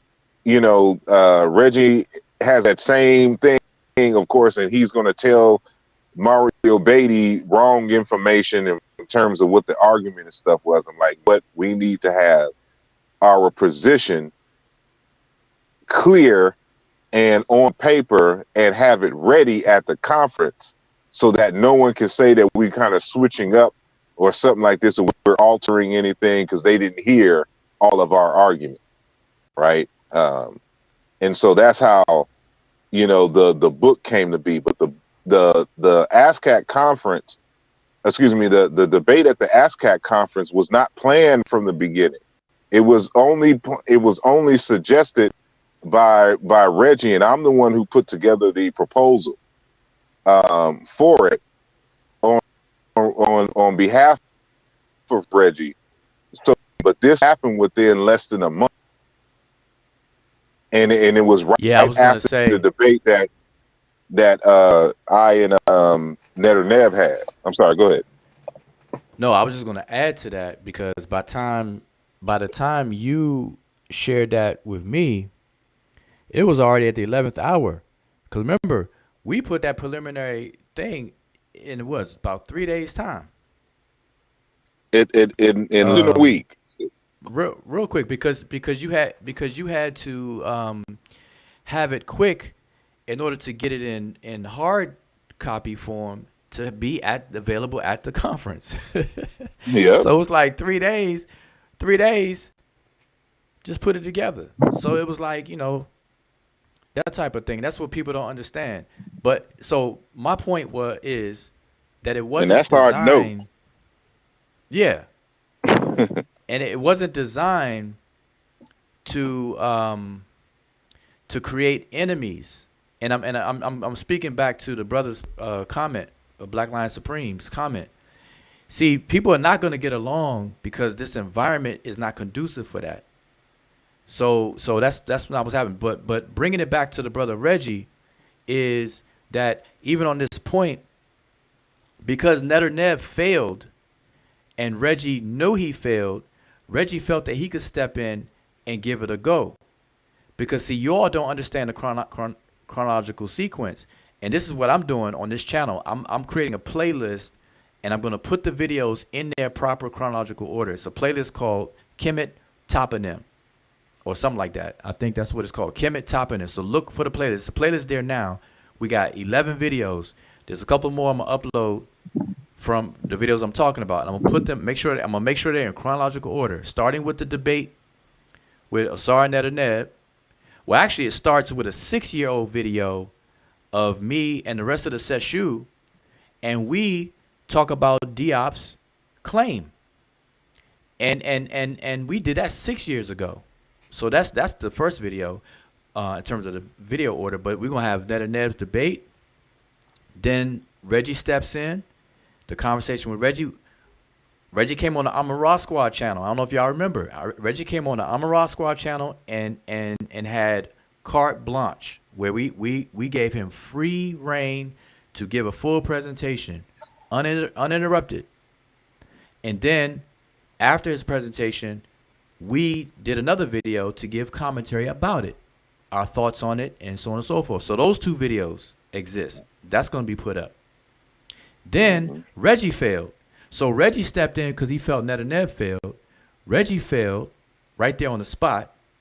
And then so now he has to call in reinforcements, which is what you're talking about, Asar, where he contacts Dr. Mario Beatty to set up the ASCAC. So this is what people got to understand, how all this stuff has been unfolding. And they haven't changed. You know, with the arguments, all they're doing is moving the goalposts and actually creating new football fields and brand new goalposts. Instead of a 100-yard football field, they got a 500-yard football field now with several goalposts. Like, you don't know where to kick the ball at or where the end zone is. So that's what's happening now. But now what I want to get to is, even right now, as a desperation move, Reggie gets published. His sloppy article gets published in a journal, and then it's celebrated. And during that celebration, he attacks Sean and the Kofi Paisa research team. And it was also celebrated that it's okay to snitch and to file lawsuits against people. And I couldn't believe I was hearing this on the video. And all the instigation and FUs and this, that, and the third against Sean and the rest of the crew. And so in that same fashion, the same thing happened with the TLA, where he's trying to snitch on and accuse us of plagiarizing because he don't understand Jack Shiznit. And he's going to try to snitch and tell on the TLA. And the TLA looked at it like, there's nothing wrong with we don't see anything wrong with what you have or anything. And they examined the text.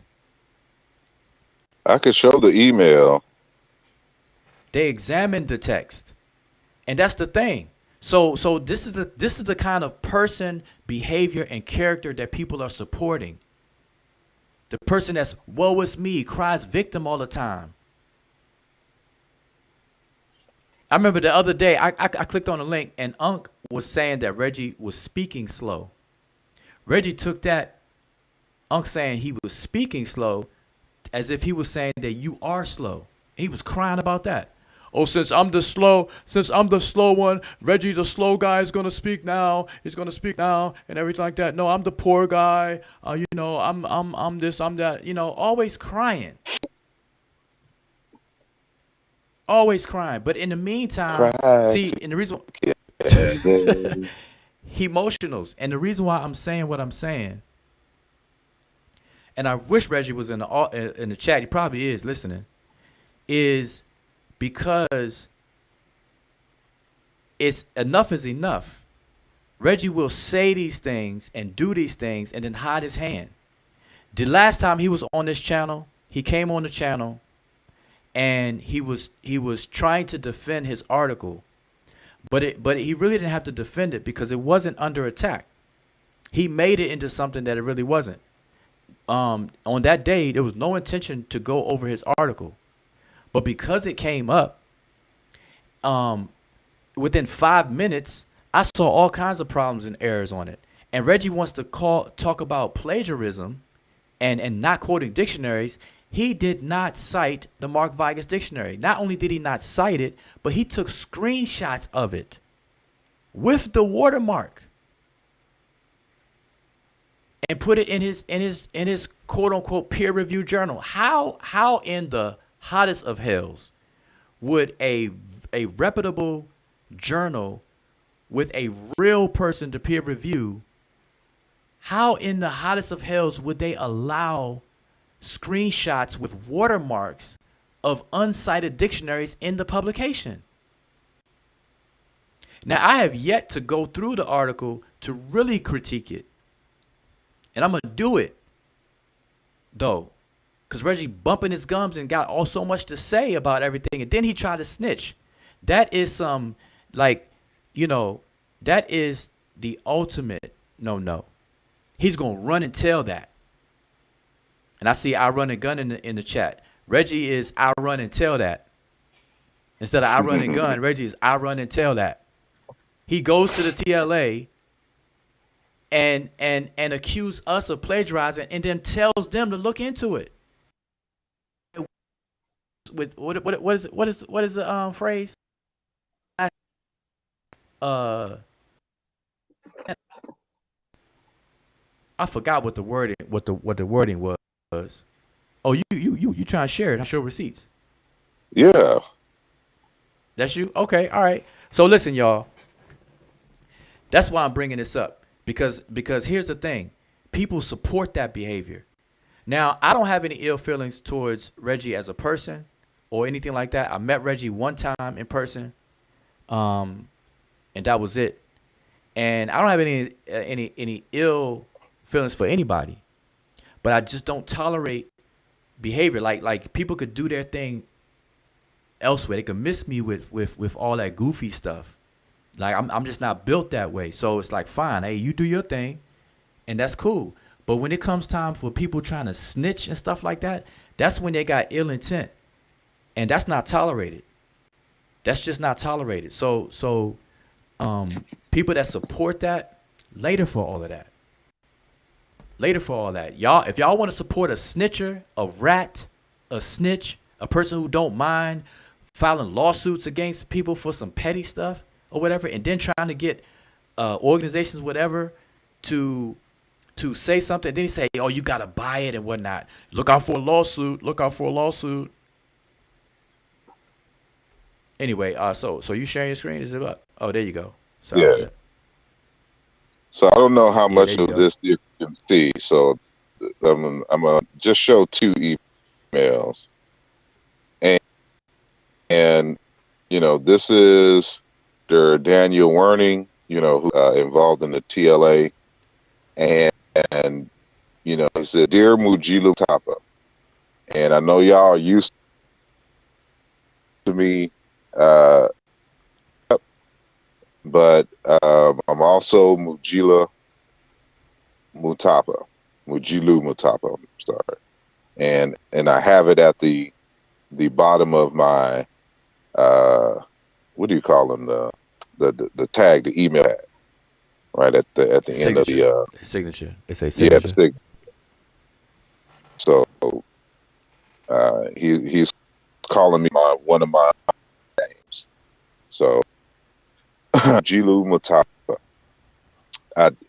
And so this is after we've already conducted business regarding, an inquiry I had on a particular source or set of sources. So this is kind of an addendum. It's kind of like and by the way, so I take the opportunity of your contact to ask about an issue that was reported to us 2 months ago. So this email was sent to me on the 28th of July of this year, right? We were informed that in your publications, a contribution to the debate of the place name Kemet and Aluja rescue, reinterpretation, and the restoration of major ancient Egyptian themes, that you use TLA material but do not properly, correctly, and or faithfully, in question, in parentheses, the question mark, treat or quote the sources. The person reporting was very concerned and asked us to take action since he believes or believed this was intentional. Unfortunately, we don't have the publication in our library. It is possible to send us a courtesy PDF of the two publications so that we can judge for ourselves. However, here are the two links. Here are two links to information on how we suggest to quote the TLA, DZA, and or single data from it. All the best, Daniel. Right. So, after a cursory review, he sends the following email. If I can pull it up and find it. All right, while you find it, I'll reshare when you find it. Yeah, you just could have kept it. Oh, I could have kept it. Okay, but Yeah, Ampianki corrected, put it in context for me. He said that Sean did a review video on Reggie's article because Reggie was trying to go in on the Shemsu Heru research team or whatever the case is, and I think that's how the chronology went. But all right, yours can go back up there. So now, he replies back. Well, this is the first reply, and he says, "Sorry, it's Dear Sarmhotep again, Mujilu Mutapa. Sorry that I have not come back to you earlier. I only had the chance to take a quick look at both of your works. Thank you for sending it. Very appreciated. My first non-final impression was that there is nothing to complain about as the articles in the collection in the collective volume." And that's talking about the contributions to the debate on the meaning of the place name Kemet. So let me read it again. My first non-final impression was that there is nothing to complain about as to the articles in the collective volume. As for your monograph, one could have wished to see more and more detailed referencing to certain parts, lamenta of the TLA. However, first, scholars are often more sloppy with online publications than with books, regrettably. But a sad fact. Also, we have not made clear in the past how we would like to be cited. More you gotta read that. You gotta read that again. You gotta read it slow. Remember we talking about the slow bus. Yeah. Also, we have. He says, also, we have not made clear enough in the past how we would like to be cited. More important, I myself have not stumbled upon anything in the direction of intentional non-quoting. So for my preliminary impression, he says, so far my preliminary impression. As for the name of the email, and so we get to that a little later. So, but this is the response after reviewing the text that Reggie tried to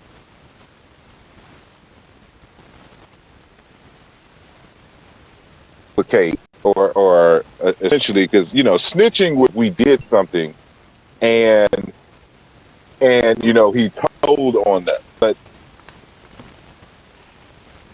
in this fabricated a lie. Reggie doesn't know how to cite and doesn't know the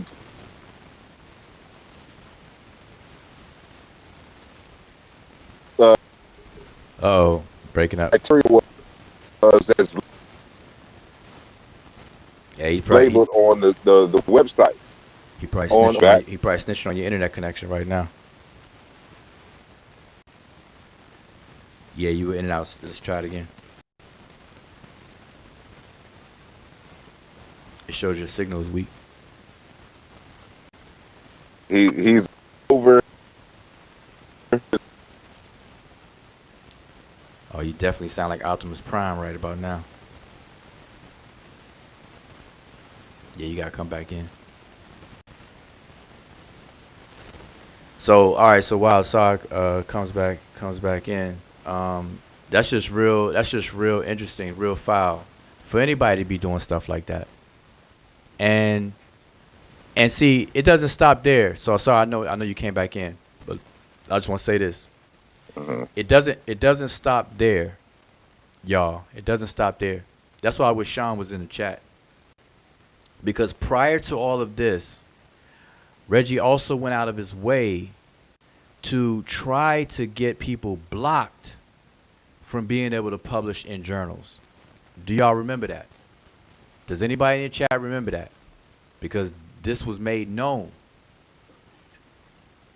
So I don't know if you remember that. Do you remember that? I'm sorry, you had went out when you was saying those parts, so I didn't hear it. I was saying, do you remember that it's Reggie that was also trying to get people blocked from being able to even submit things to journals? And Asar bumps out again. All right, I think you back. You there now? Yeah, I'm here now. I don't know why it's acting up now. Okay, so if you can hear me, oh yeah, you're gonna have problems. I was saying, do you remember that it was Reggie that was also trying to prevent or block people from getting articles submitted to journals, certain journals? Yeah, and yeah, that was told to me by a credible source. Yeah, And that was even said on YouTube though. but I'm saying to that you know in their personal conversation, this was told to him by Reggie. Yeah. And so but this is why there cannot be the unity.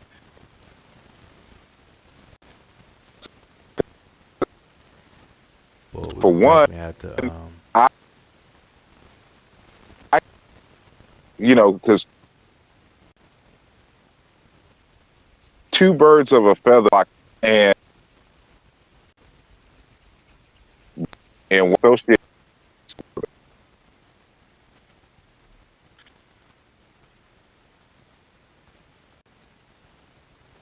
And yeah, you definitely and you know, just certain the people they log out, come back in. all right. So while Asar does that, oh, he said get off the Bluetooth if you're on your Bluetooth. But while Asar does that, eventually I'm gonna definitely close this out. I just looked at the time. I didn't realize it was so late, but we're still here. So the link has been pinned to the top of the chat. So in case you didn't know it, the link has been pinned to the top of the chat. If you would like to come on the panel, feel free to do so. There were certain people I was looking forward to coming on the panel, but they didn't come on the panel, especially Black Nation, whoever that person was. They want to hide behind the name Black Nation, which is fine. They could come on, don't have the camera on. They could disguise their voice if they want, whatever they have to do. But that person had a lot to say inside of the chat as well, and then a few others. So we have bandwagoners, we have snitchers, we have rats, whatever you want to call it. We got all that stuff in this zombie community, so-called conscious community. And all I would love to see is cooperative scholarship. That's the new word. That's the phrase for the day, y'all. That's the phrase for the night. Cooperative scholarship. Cooperative scholarship. Let's lose the adversarial default setting. Why do people have to be an opponent first? Why can't we be fellow researchers first and not opponents? Can you? Okay, you sound clear. I'm now. sorry. You sound clear. What Well, happened? I'm on the laptop, and so hopefully you can hear me. But I want to try to get this point out before it starts breaking up again. Oh, no, go ahead. You sound real clear.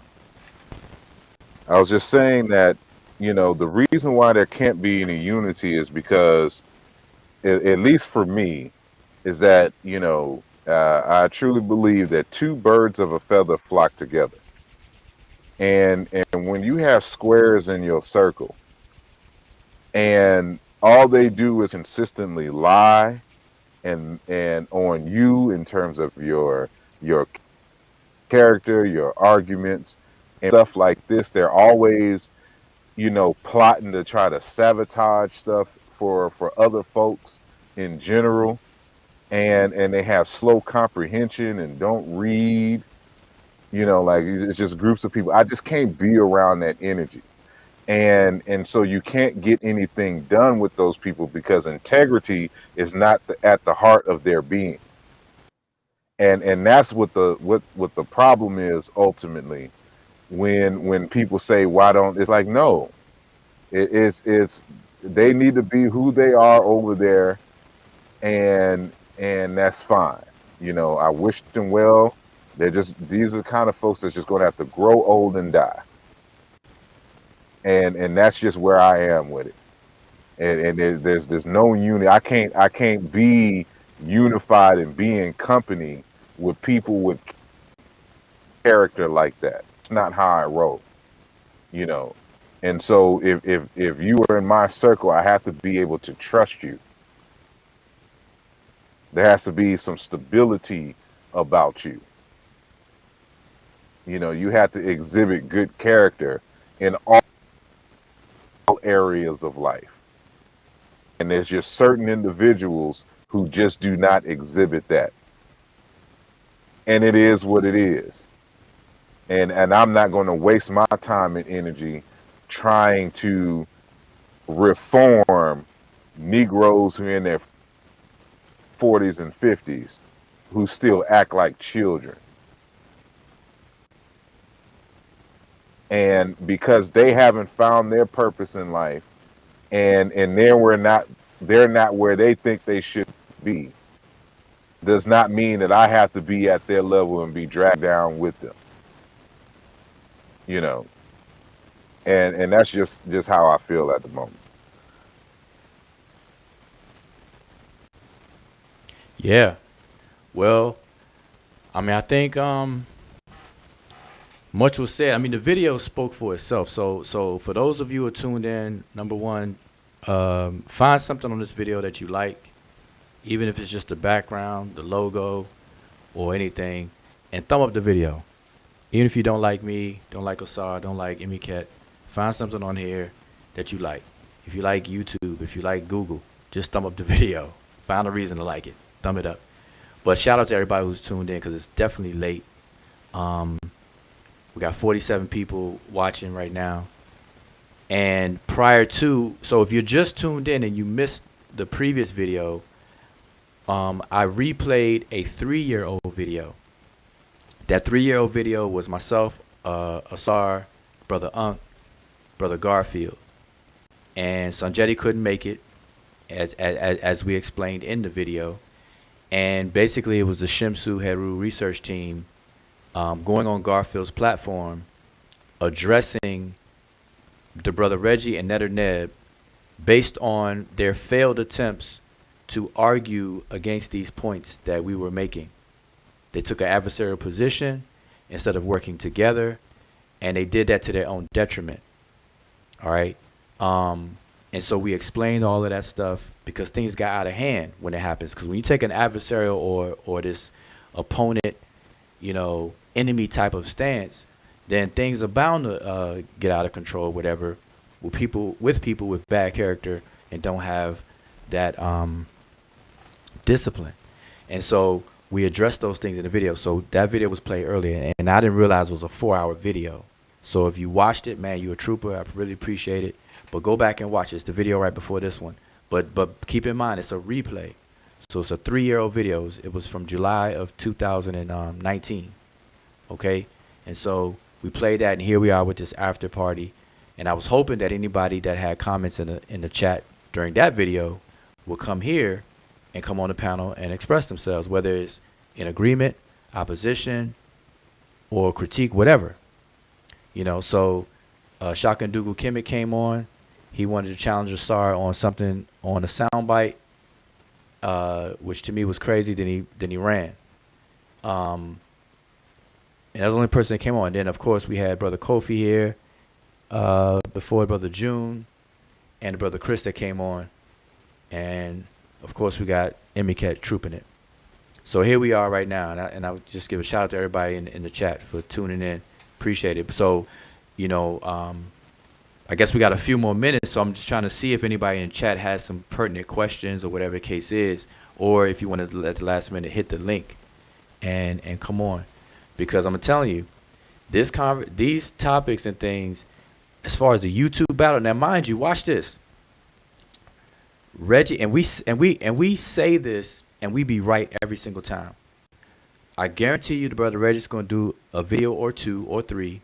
He gonna try to find the biggest platform possible, because earlier he can't. Now Reggie was in the chat on the other video, and he was talking about people are losing faith, and he had the nerve to say I'm unimportant.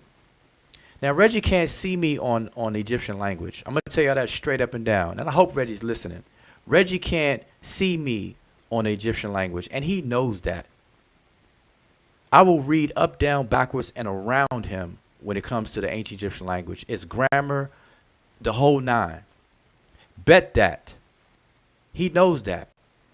So instead, he tries to put on a front and say, okay, I'm not important. When me and Reggie are in agreement, Reggie brown noses and bigs me up. Oh, well, Joe, you're a Medew Netcher scholar. And everything, you're like the best, this, that, and the third. But then when we have a disagreement, I'm unimportant. See, I don't like that. You can't trust people that do that. I don't do that. I'm not the one who bitch, moan, and groan and unsubscribe from people's channels. You got that going on. Unsubscribe from the channel, then resubscribe to the channel. Unsubscribe, resubscribe to the channel. That's like some sissy stuff. I've never unsubscribed. Like, as much as I talk about the so-called conscious community, every channel I've subscribed to, I'm still subscribed to it. I don't have time to watch it. And if I don't want to watch it, I'm not feeling it, I won't watch it. But that's some sissy stuff to complain. Oh, yeah, I'm going to unsubscribe, then resubscribe, only to unsubscribe again. And that's some silly stuff. So what I would like to see, like I said, is cooperative scholarship. This topic's been going on for so long, we could have made a lot further advances with this topic. We could have had a collective work instead of a SAR hogging the book space and writing a Luja volume. Have y'all noticed that everything a SAR says, you can find it in a Luja volume 2. You can find it in a Luja volume 1. I be messing with a SAR. I mean, the book is thick as hell. There's a reason, because it has a lot of information. But people refuse to read it. Everything. But they want to argue something. I'm like, it's on page this, and here's the citation. Like, I refute the whole Afro-Asiatic in there, in chapter 9, I think. But people still want to argue, who said this? If you read Luja Volume 2, it's right there. Hey, you take that up with the sources. I'm gonna be like, yo, the iPhone 14 just came out. How much is it? That's in Luja Volume 2. You can find the price in Luja Volume 2, all the text, the specs, and everything. So even my biography, where I lay that I'm a software developer and cultural theorist and philosopher out of Houston, Texas, and and Shaka Dugu Kemet, where does he say this? And all this, where is it? Like, it's in Luja Volume 1 and Nesubiti and Where's the Love? Yeah. It's in the books that people just don't read, and it's sad. You know what? You made me think of this point too, and I want everybody to hear me on this point. And this is something to think about, right? Okay, as the Amun-Ra squad, okay, we had members come and go. We grew, we shrunk, and all this and that, right? Now check this out. In all the times that we were locking elbows and doing things under the moniker of the Amun-Ra squad. So, sorry, you had a methodology class going on, crash course going on.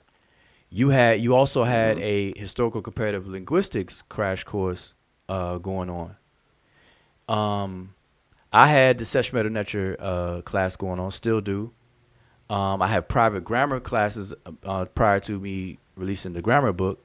But so I've been teaching the language component with ancient Egyptian. You've been teaching historical comparative linguistics and just proper deductive and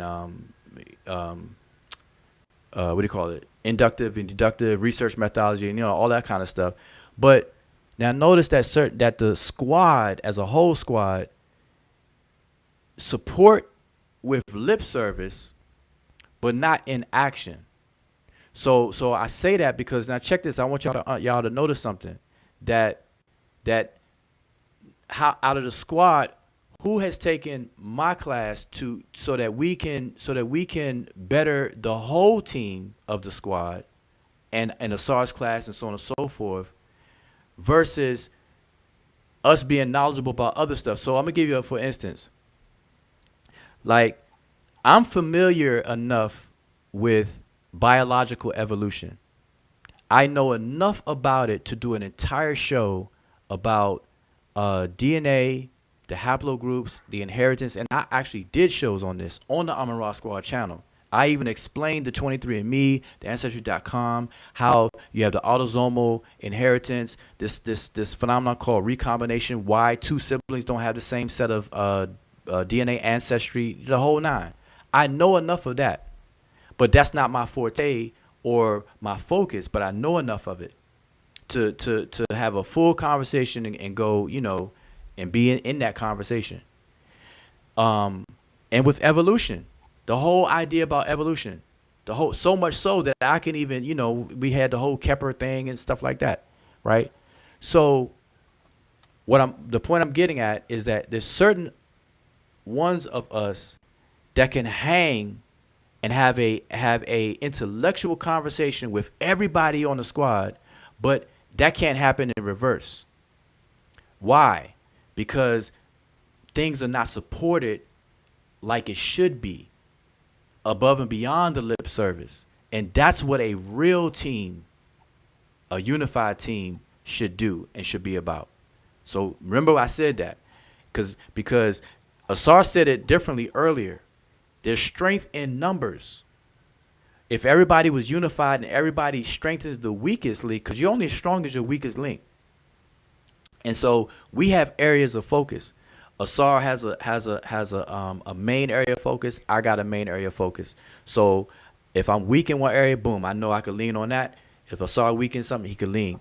But the whole idea of a team is to strengthen the weak points and bring them up. Because remember, you're only as strong as the weakest link. And so if that doesn't happen, it gets thrown off. And so if any of y'all thinking about forming a team or whatever the case is, keep that in mind. I just want to point that out because sorry, you just made me think about that. Because what made me think about it is because your books, although they were held up in front of a web camera, they weren't read. How many people have actually read the book? Now, it's one thing, like with me, I appreciate the support. If anybody holds up a book or holds up something I did and exposes it and gives it more exposure, I really appreciate that. But I also ask people to support on the other side of that too by actually engaging. That's the purpose of it, especially if you're so-called part of a team and everything like that. So I just noticed that people, because it's a big deal, because to this very day, because it didn't happen, because people didn't read your book, people are making arguments where you had already addressed it and went over the information in the books. And so that's a problem. I need to find that comment. I forgot what video it was on my YouTube page. Where, and that isn't YouTube. I'm sorry, hold on. All right. Summary. But yeah, that's interesting. See, at least I'm where go ahead. I'm sorry. No, no, go ahead, go ahead. No, I was just gonna say at least, you know, people that are around me, they read like your Nisud book. The entire Seshu purchased and read it because we discussed it. Aluja Volume Mm. 2. What else? Where's Matter of the fact, love? These are things that are discussed. Like, you know what I'm saying? We had like a little unofficial book club going on with publications. And you know, we need to get back on that. And I know Kofi and the matter of team are producing something. I think he has something coming out soon on the 30th, I think. Kofi probably asleep, he couldn't hang. I'll be on that panel as well. But you reminded me because I'm a go see the movie The Woman King Mm. on tomorrow sometime, hopefully, God willing. Oh, that's an Illusion And Volume 1. No, I'm sorry. I'm just well, no, I was about to say this the one thing that wasn't in Illusion Volume 2. It's in Nesubiti. You know, where I have the conversation about the women and why, you know, there'll primarily be a focus on the men, but not to say that you know, there weren't women kings. So I go into the whole, you know, female kings and how the names for kings are really just kind of like offices, like if you were saying president, and it isn't gender in many African languages. hmm Uh, but so, you know, that's an upcoming show, but I want to see that movie first and see to what degree, you know, they got some cultural aspects correct or not. But dang, what was that I got video? Did I do it on Kim? I got a homework assignment for everybody in the chat if you're willing to take it up. I would love to do a have a conversation type show. All are welcome type show, open discussion type show on whatever you find out about the ancient Egyptian monarchy system of kingship and how it was passed down from king to the next king and so on and so forth. Was it through the bloodline? Was it through the woman? Is it a matriarchal? Is it patriarchal? Is it matrilineal or patrilineal? Which is there's a difference now. There's a difference between patrilineal and patriarchy or patriarchal and matriarchy and versus matrilineal. All those kind of things. I would love to have a conversation about that. And I think that it's timely because this is the first time in our lifetime that we witness a change of hands with the English monarchy with the death of Queen Elizabeth II. So because she been queen before I was born, and so we've never seen the change, you know, in our lifetime. We could read about it but you know, previous ones, but so it's like fresh in everybody's mind right now, and so I think it would be a good time to you know, kind of talk about that in regards to ancient Egypt, and probably do like a side by side comparison. You know, how does the throne get inherited by the heir of the throne? You know, is it the firstborn son? Is it, you know, this, that, and the third, whatever? You know, is it a Game of Thrones type of thing? Is it a House of Dragons? You know, people fighting for the throne, killing people, or what? So anyway, that's my homework assignment to everyone in the chat. And so, you know, if you want to do some research, some stuff, and you find out some things, just bring it to the table. Just want to have an open conversation about it. Let's just bring some notes. Collect your notes and bring it to the table. See, and that's what I call cooperative. What's the key swat? What's the day of the week for cooperative economics? What's the Ujama, if you're saying the word in Kiswahili. Ujamaa? Yes. Yeah. So we're gonna call that So let me care. What would scholarship? What would cooperative scholarship be in Kiswahili?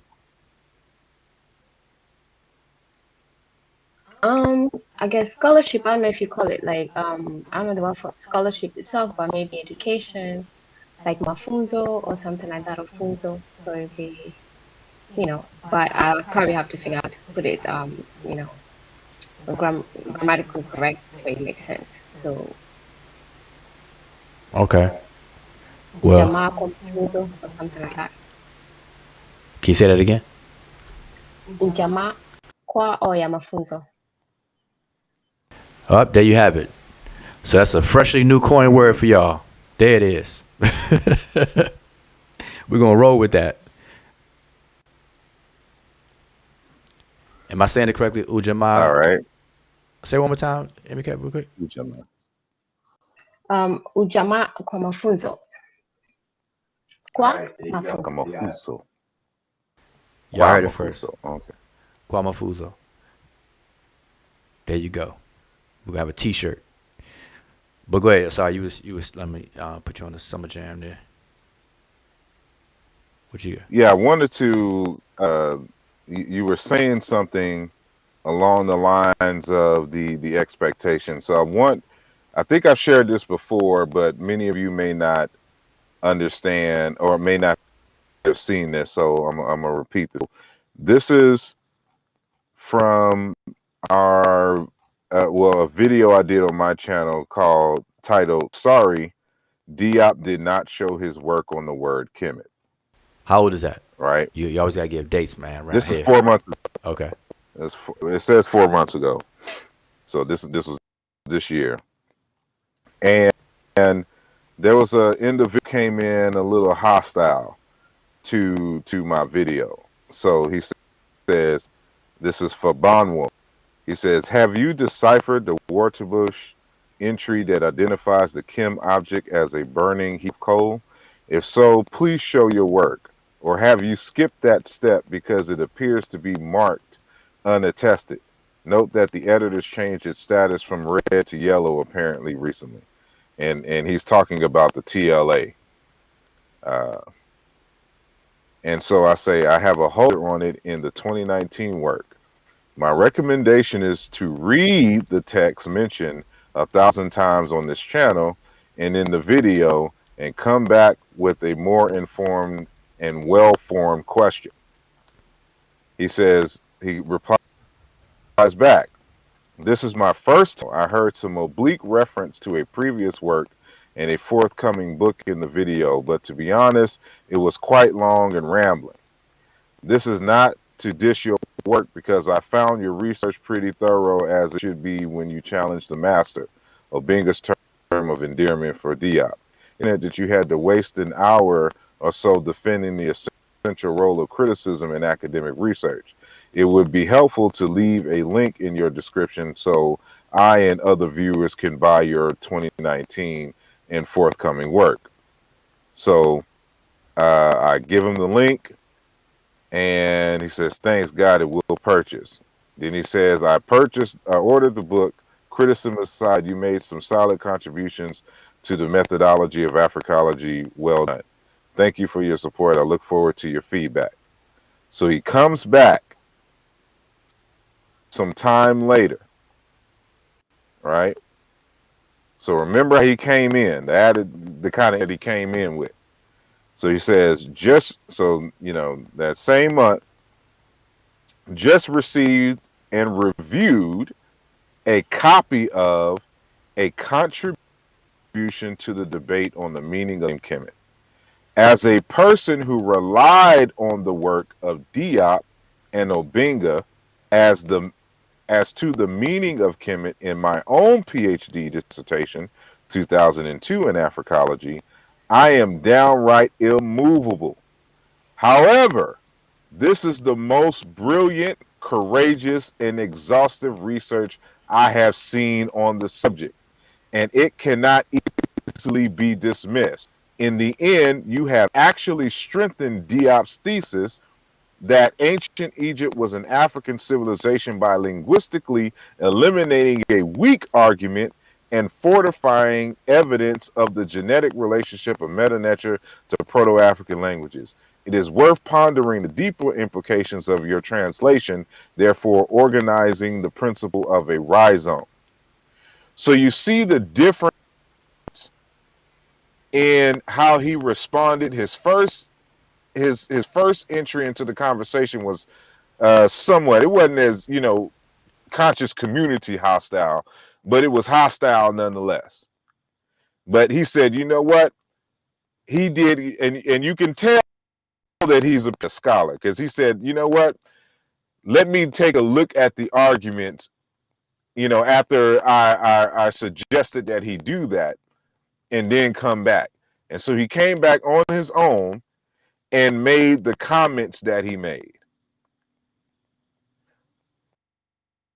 And he has no case for the work. Remember, these are our notes. This isn't the book I'm holding in my hand. If you can see it, is 400 something pages on dealing with the etymology of the place named Kemet. Our collective text ain't but like what, 80 something, 90 something pages. Yeah, it's less than 100. Yeah, it's less than 100 pages. That's including references, the preliminary stuff, the title page, all that. Right? So you see the difference when it actually reads the work. The response is different. They have to come different. And matter of fact, he makes this abundantly clear. He says, however, this is the most brilliant, courageous, and exhaustive research. So this lets you know that prior to our 2019 text, there was not an exhaustive analysis of the word Kim in Kemet. And again, those were our notes. Let me continue. I have seen on the subject and it cannot easily be dismissed. Meaning that you're going to have to come with some serious scholarship to rebut and to falsify the arguments made in there. And we didn't even really, matter of fact, I didn't even really make any arguments in the text about Kemet other than laying down our ultimate meaning for it. I didn't make the argument for the word Kemet and showing how I came to the conclusion. But we put enough there where the essential argument you could not dismiss. And this is how the community should engage and progress. You have to read material first. You cannot not read the material and then have 100 videos claiming what they think we said. And misquoting, misinterpreting, not comprehending. Like Shakandugu Kemet program tonight and really tried to argue with me about what I said, and I have it in print in several publications. And like I just changed up somehow in 2022 on that point. And that's all I wanted to share with that. But this is the difference between how someone who's a scholar and a true academic responds and moves forward with the conversation is the Negropeans and the emotionals on the social media circuit who can't get out of their feelings.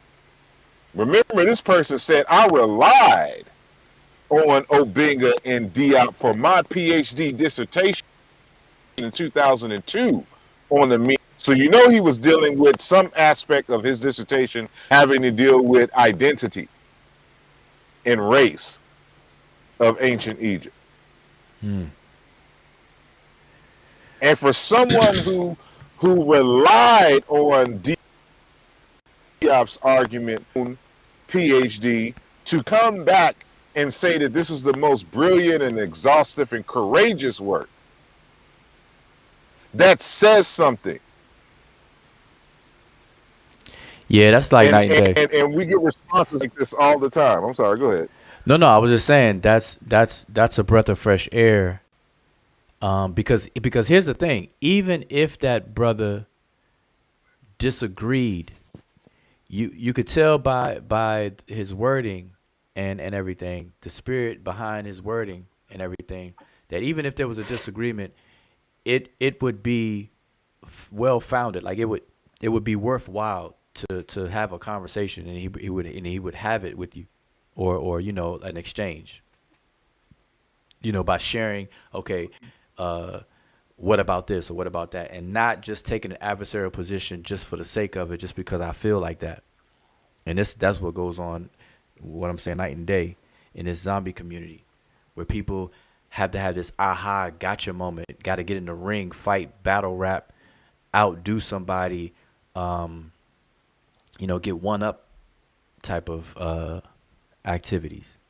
We're not going to get very far on that, because, and see, people will hear the frustration in my voice, and I talk like this, and I choose the words I choose because I've seen the mountaintop.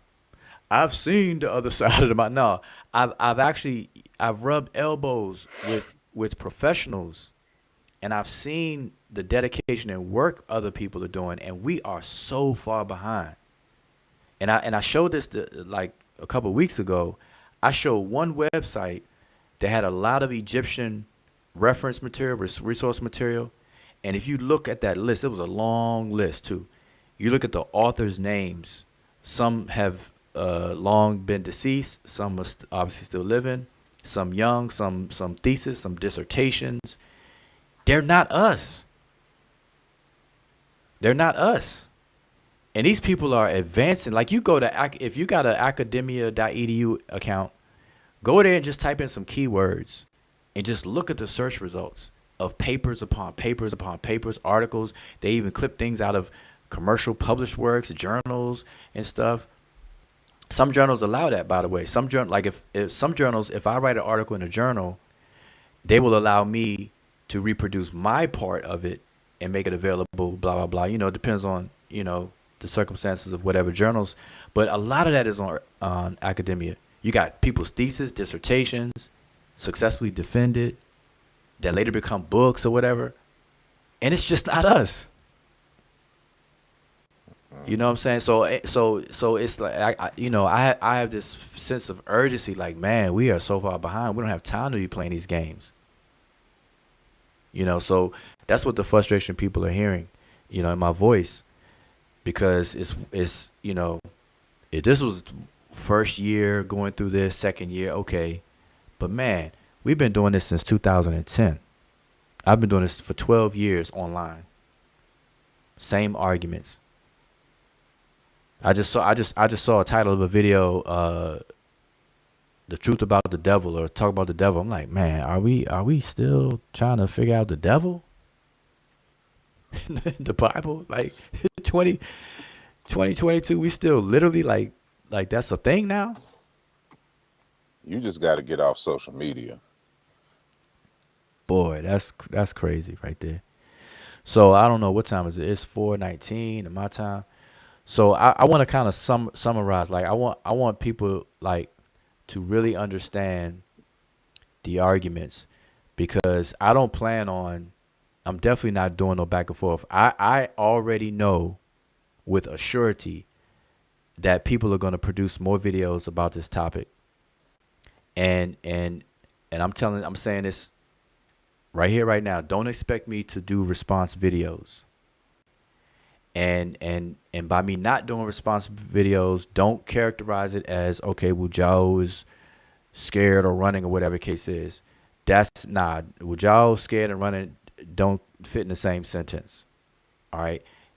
Now it is at a point where it's a waste of time. I would be disrespecting myself at this point to do that, to freely keep engaging this stuff and spending time, investing time, because when I engage, I would like to teach, and it takes time to really get points across in a hostile environment type thing where that's not conducive for that.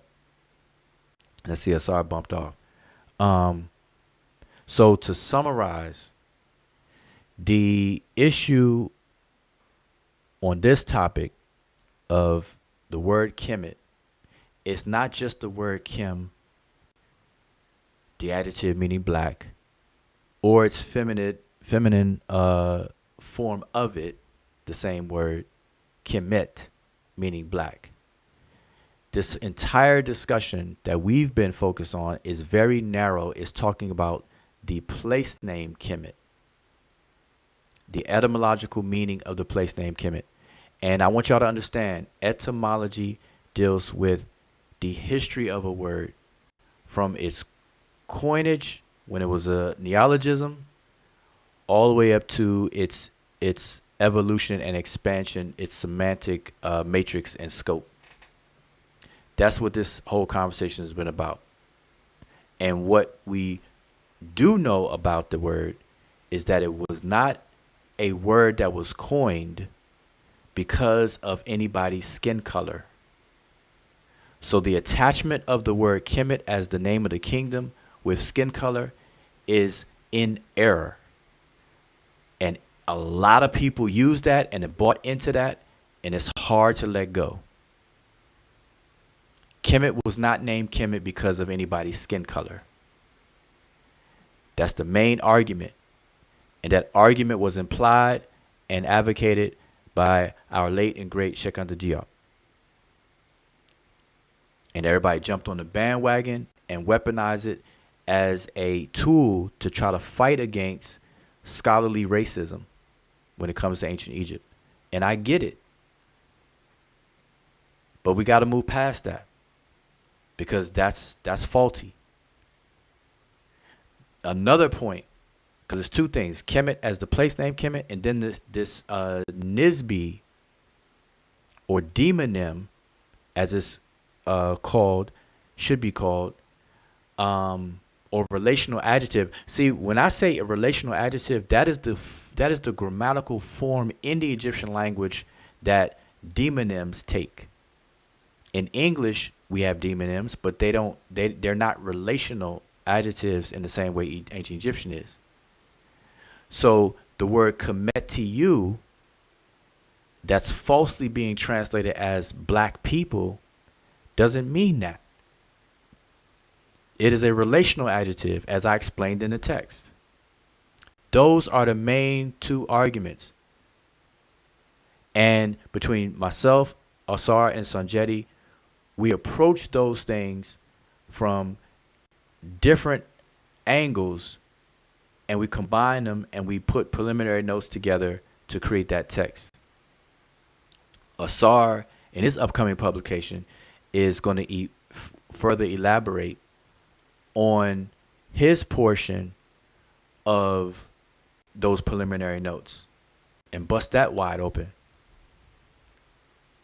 And for me, I approached the grammar issue with NSBs, with toponyms, demonyms, toponymic determinatives or semantimes versus relational adjectives, NSBs being derived from both substantives or prepositions, and I explained how it worked. So I'm going to expound on that, or I've already done it, expound on that in my upcoming grammar book, where it breaks down the whole gambit about relational adjectives, attributive adjectives, predicative adjectives, independent adjectives, dependent adjectives, what they imply and what they refer to. All of that is explained. And Sanjeti's future contribution, that I'm sure he can expound himself. But from what I know, is further and expound on his portion of the preliminary in terms of the remech themselves. And it's gonna kind of tie into the theme name of Asar's 3-part volumes, actually, race and ethnic identity. That's right up the alley of what Sanjeti touched on in the preliminary work. So anyway, that's to summarize. So whenever somebody brings up an Egyptian with the word Kim in their name, just understand and take that in as it is. Don't ever allow them or you yourself look at it as any kind of argument or rebuttal against something we're saying. We already know about stuff like that. In fact, I have old slides with those names on it. A whole book with the names of people. I can do a whole search and tell you all the names, attested names that have, or titles or epithets or epitaphs with the word Kim in it. So don't allow anybody to say that we're saying that there's nobody with the word Kim in their name. Don't allow anybody to say that the Egyptians never describe anything as black. Don't let anybody ever say that there's no word in Egyptian language is black. Don't let anybody ever say the Egyptians didn't have eyes and didn't see the color black. That's retarded. Anybody that say that, you let them know that's slow. You're slow. That's not what we're saying. Stop that. Has nothing to do with that. None of that. On top of all of that, it is an anachronistic error to retrofit our modern social construct of race, of our racial categories, backwards on people of antiquity. So the entire argument of the ancient Egyptians being black by race is erroneous. It's stupid. It's retarded as well. Because those ancient people never organized themselves based on our modern racial classification system. They didn't do that. So to try to call or identify the Egyptians as black coming from our modern conceptualization of these classification systems is just bogus. There's no way around it. Then you got people who try to move the goalposts and sidestep that bogusness by saying, well, if the Egyptians were alive today, wouldn't they be considered black and this, that, and the third? Again, admitting anachronism. Because you're taking something out of their time zone and either bringing it forward to ours or taking ours and pushing it back in the past. You can't do that. The Egyptians were not in any racial category that we have today. Black, white, purple, brown, oceans, Pacific, or whatever the racial categories we have now. They're not. In fact, what's very interesting, and this is kind of crazy, is that according to our modern social classification system, modern Egyptians are actually considered racially white. And if you don't believe me, go look at the requirements on the census records for people from North Africa, Egypt, Libya, Algeria, and all those Morocco, Mauritania, all those North African countries. When those people relocate and come to the United States, they are required to label themselves as white. They put themselves down as white. Go look at it. Ain't that crazy? So if people are going to play the race game and do that anachronistic shift, then the Egyptians, if they were still alive today, they would label themselves as white. I'm going to tell you why. Because white as a social classification is at the top, is the top class.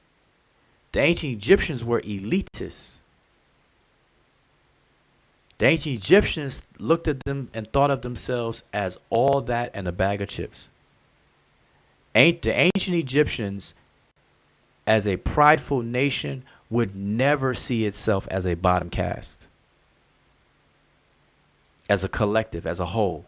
Now within their nation, they had a hierarchy. You had the king, you had the vizier, you had the overseers, and so on and so forth. So you had your hierarchical system within the nation, but as a collective nation as a whole, Egypt was very, very powerful.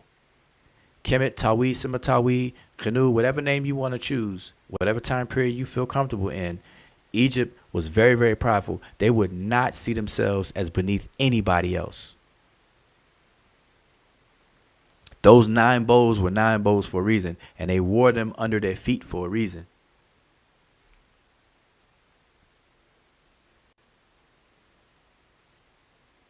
So anyway, I'm saying, so they would never voluntarily classify themselves as the bottom caste, which is what black represents. But that's a whole nother conversation. So I'm just saying those 3 things one more time. Don't allow people to build up a straw man. You know, take you back to Wizard of Oz and build up a straw man only to defeat a straw man. Don't do that. Don't allow that to happen. All right. 90% of these arguments people are having on these YouTube streets right now have nothing to do with what we're saying, but they make it seem like it's so.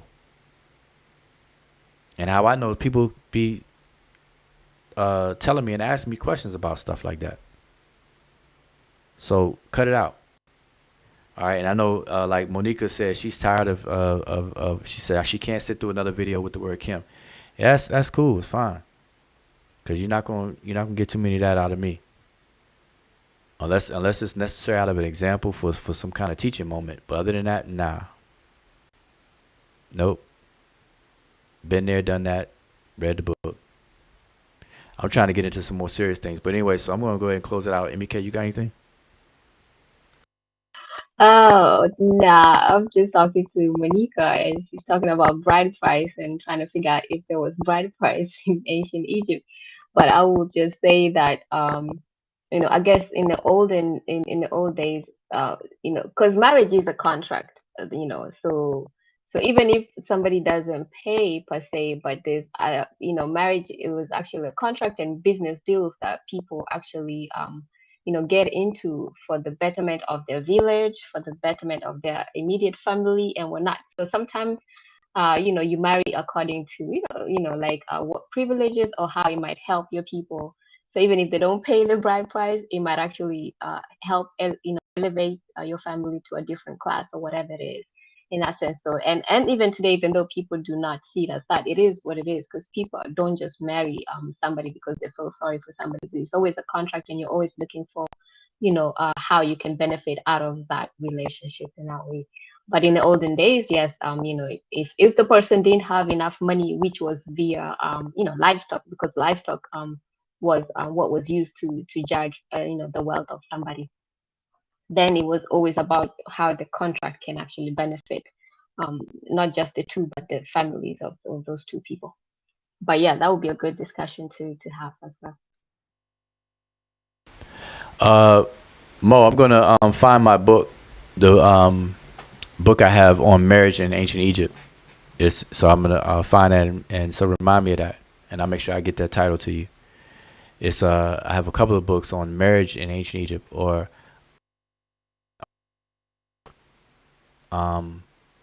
but I'll probably have to search. All right, because it the legal aspect of marriage, the rights of women, and very favorably in terms of marriage in ancient Egypt, the rights of women compared to today, or in more recent times and things. How in ancient Egypt, women had a lot more leeway and rights than one would think of their contemporaries, of that day and time, and even comparable to today. So it's interesting. But that kind of conversation probably go in line with what I was saying earlier in terms of the inheritance of kingship and things. How wealth is passed in families. Was that a matrilineal thing, ownership and things like that? Or was it patrilineal? And then you have the patriarchal aspect versus matriarchal. Well, we know it was patriarchal, a patriarchal umbrella. But was it matrilineal or patrilineal? And so, most people are under the idea that it was patriarchal but matrilineal undertone. Anyway, but that's all for good discussions. Definitely. Anything else? Any last minute things from the chat? I see Robert Rand. He said, "Yep, people use the last thing I said." Yeah, I mean, people do that all the time. People take sound bites. They would take the last thing I said, where the Egyptians would be considered white. Why should I take that sound bite? See, even Wujao agrees that the Egyptians would be white, therefore they're Caucasian, therefore they're Mediterranean culture, and they told you even Wujao is flipping. Wujao's agreeing. I don't know why he said it before, so he could have said that before. He's saying it now. He agrees with me. Matter of fact, I'm gonna put a name to that. Chief X gonna use that. Chief X gonna use that statement. He gonna clip it. See, Wujao said. You know what I'm saying? See, I taught Wujao. He said the Egyptians are white. So no, the Egyptians are none of that. I'm saying modern Egyptians. I know some Egyptian Americans right now. I personally know a family, and they are white, classification wise. But if you look at them and you go by the lookership, you wouldn't say that. And that's the trick. That's the whole flim flam trick. And we're gonna have a conversation about that. I'm telling you, that's important. That's important. Anyway, any last minute? I guess it's none, right?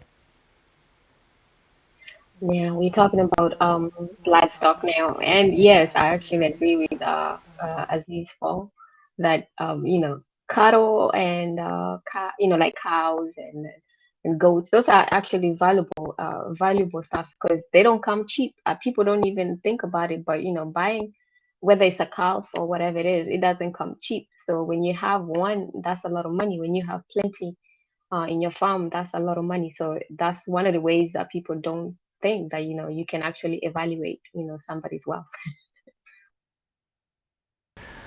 All right. Any last minute things in the chat? Oh, African Renaissance says Wolof uses both lines for different things. Yeah. Yep. You know what's crazy?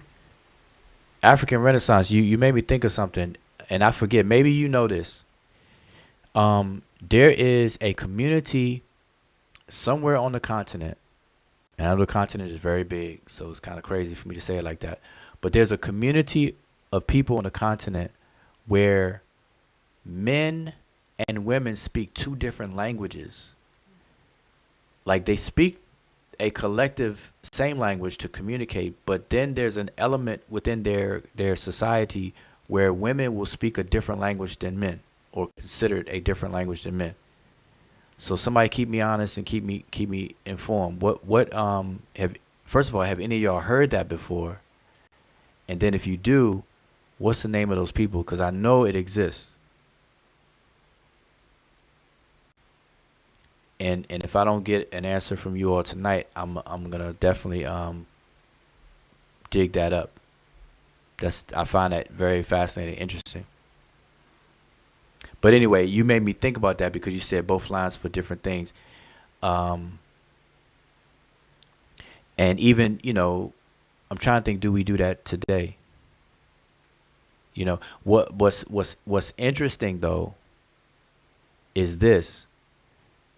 Now that we have DNA technology and all the biotech that we have, we understand the biological inheritance, and we know about autosomal DNA transmission from one generation to the next.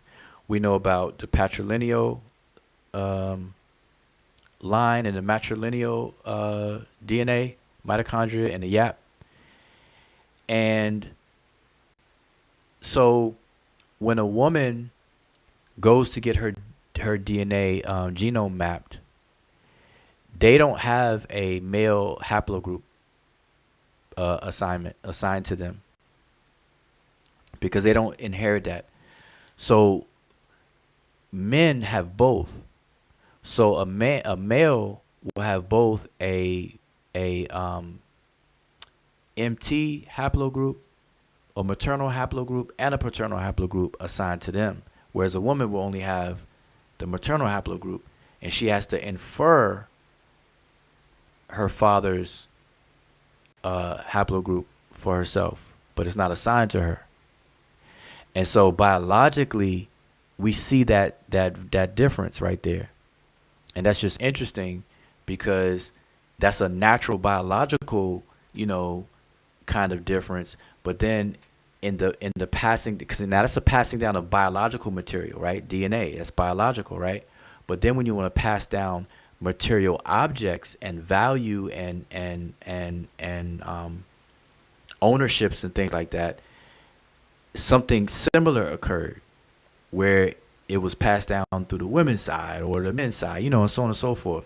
So that's just all interesting. And that's all interesting. I think that would be for a good conversation. We'll include that in the conversation. Oh, Monica found it, I think. She said she found it. Oh, Emmy Cat found it. Both of y'all found it. Okay. Emmy Cat found it and Mo quoted it. All right, cool. Ubang community where the female and their male inhabitants speak separate languages. See that? See? Well, y'all didn't make it up. You know what I'm saying? So anyway, all right, I guess that's it, y'all. I really appreciate y'all tuning in. It's late. It's Saturday night. Hopefully everybody's staying safe and having fun. Hopefully you're having fun. Hopefully you learned something. If you didn't, shame on you. If you ain't learned anything else, is listen, just don't let these conversations drag on. One and done. What they say, shiznit or get off the toilet. That's the saying. That's basically where we at. This lingering and constant whatever is just crazy. Don't look for me to keep doing that. Come to me with serious questions. I welcome any and all questions. I welcome any and all criticisms as well. I welcome any and all suggestions for topics and things like that, because in the style of a DJ, in the spirit of a DJ, I have a lot of music that I could play, but if I play music on my own accord, I'm gonna play the things I like. But if you're a DJ, you can't do that. You gotta apply your skills to music that the people want, or whatever the case is. And so likewise with this, I have a lot of things that I could talk about. But if I choose all the topics and everything like that, then I'm only gonna talk about things that interest me, things that interest me at any given moment. And so I look forward to suggestions. So I want to hear from people. My inbox is open. My email is open. My email is wujau@gmail.com. I'm on Facebook as Wujau. Sign up for Sabre University. It's free. You can just become a member of the Sabre University website and the community. That's going to be on and popping. We're about to get the Penmanship going again. And I have to say again, because we had a digital library that we call Penmanship, like some years ago, that I took down because it outgrew itself. But I'm rebuilding that with all the different resources and books. So make sure you register at Sabre University so you can be a part of that, because it's going to be a lot of resources available. You can just download. You just support the site, and then you can download whatever you want. All the resources, all the things we talk about, different books. I got gigs. I got external notebook drives, computer drives, gigs of things, stuff I forgot I have. So anyway, nothing else. I got this long goodbye. So I'm gonna say, be safe. See y'all. So I know Sunday somebody's gonna go live. Like I said, people gonna make videos about this video. That's cool. Have at it. Have fun. Good luck to everybody. But I'm gonna say peace, and I'll see y'all next time. Shem M Hotep.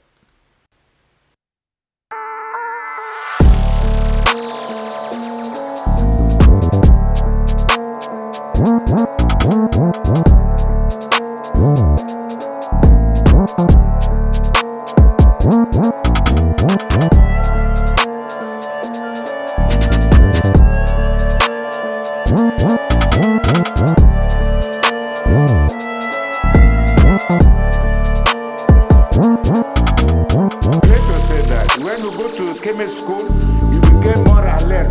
You made wake up, your spirit wake up. And you became a more human being. That's your character is built in a school.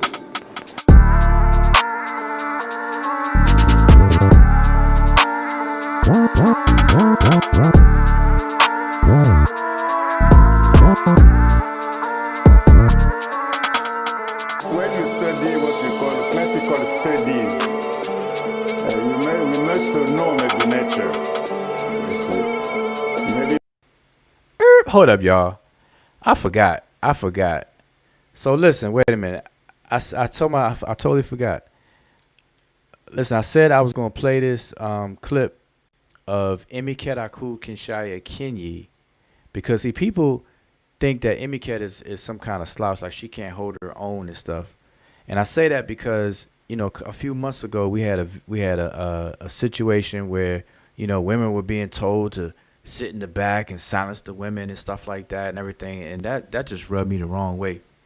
Where people saying all that kind of stuff, and I don't know if y'all remember that, but anyway, but it involved Emiket, and people don't really know Emiket or understand or whatever, and so she can hold her own. She's a co-host of this channel. She's been on this channel from day one and everything like that. So never will she be sitting in the back or got to take a back seat because brothers are talking or whatever this case is, especially on topics like this. It's not like it's fighting and whatnot. So I just want everybody to understand that. But I'm gonna play this video because people don't understand that before Emiket was Emiket Aku Kinshai, she was also Tonica. And that's her name. I'm saying she's also Tonica, but that's actually her name, her middle name. And some people may know her as that and everything. So this may be a side of Emiket that you all may not be familiar with, or why I say she can hold her own. So, she's more than capable, and I keep telling people that. But anyway, so just check out this video and we out.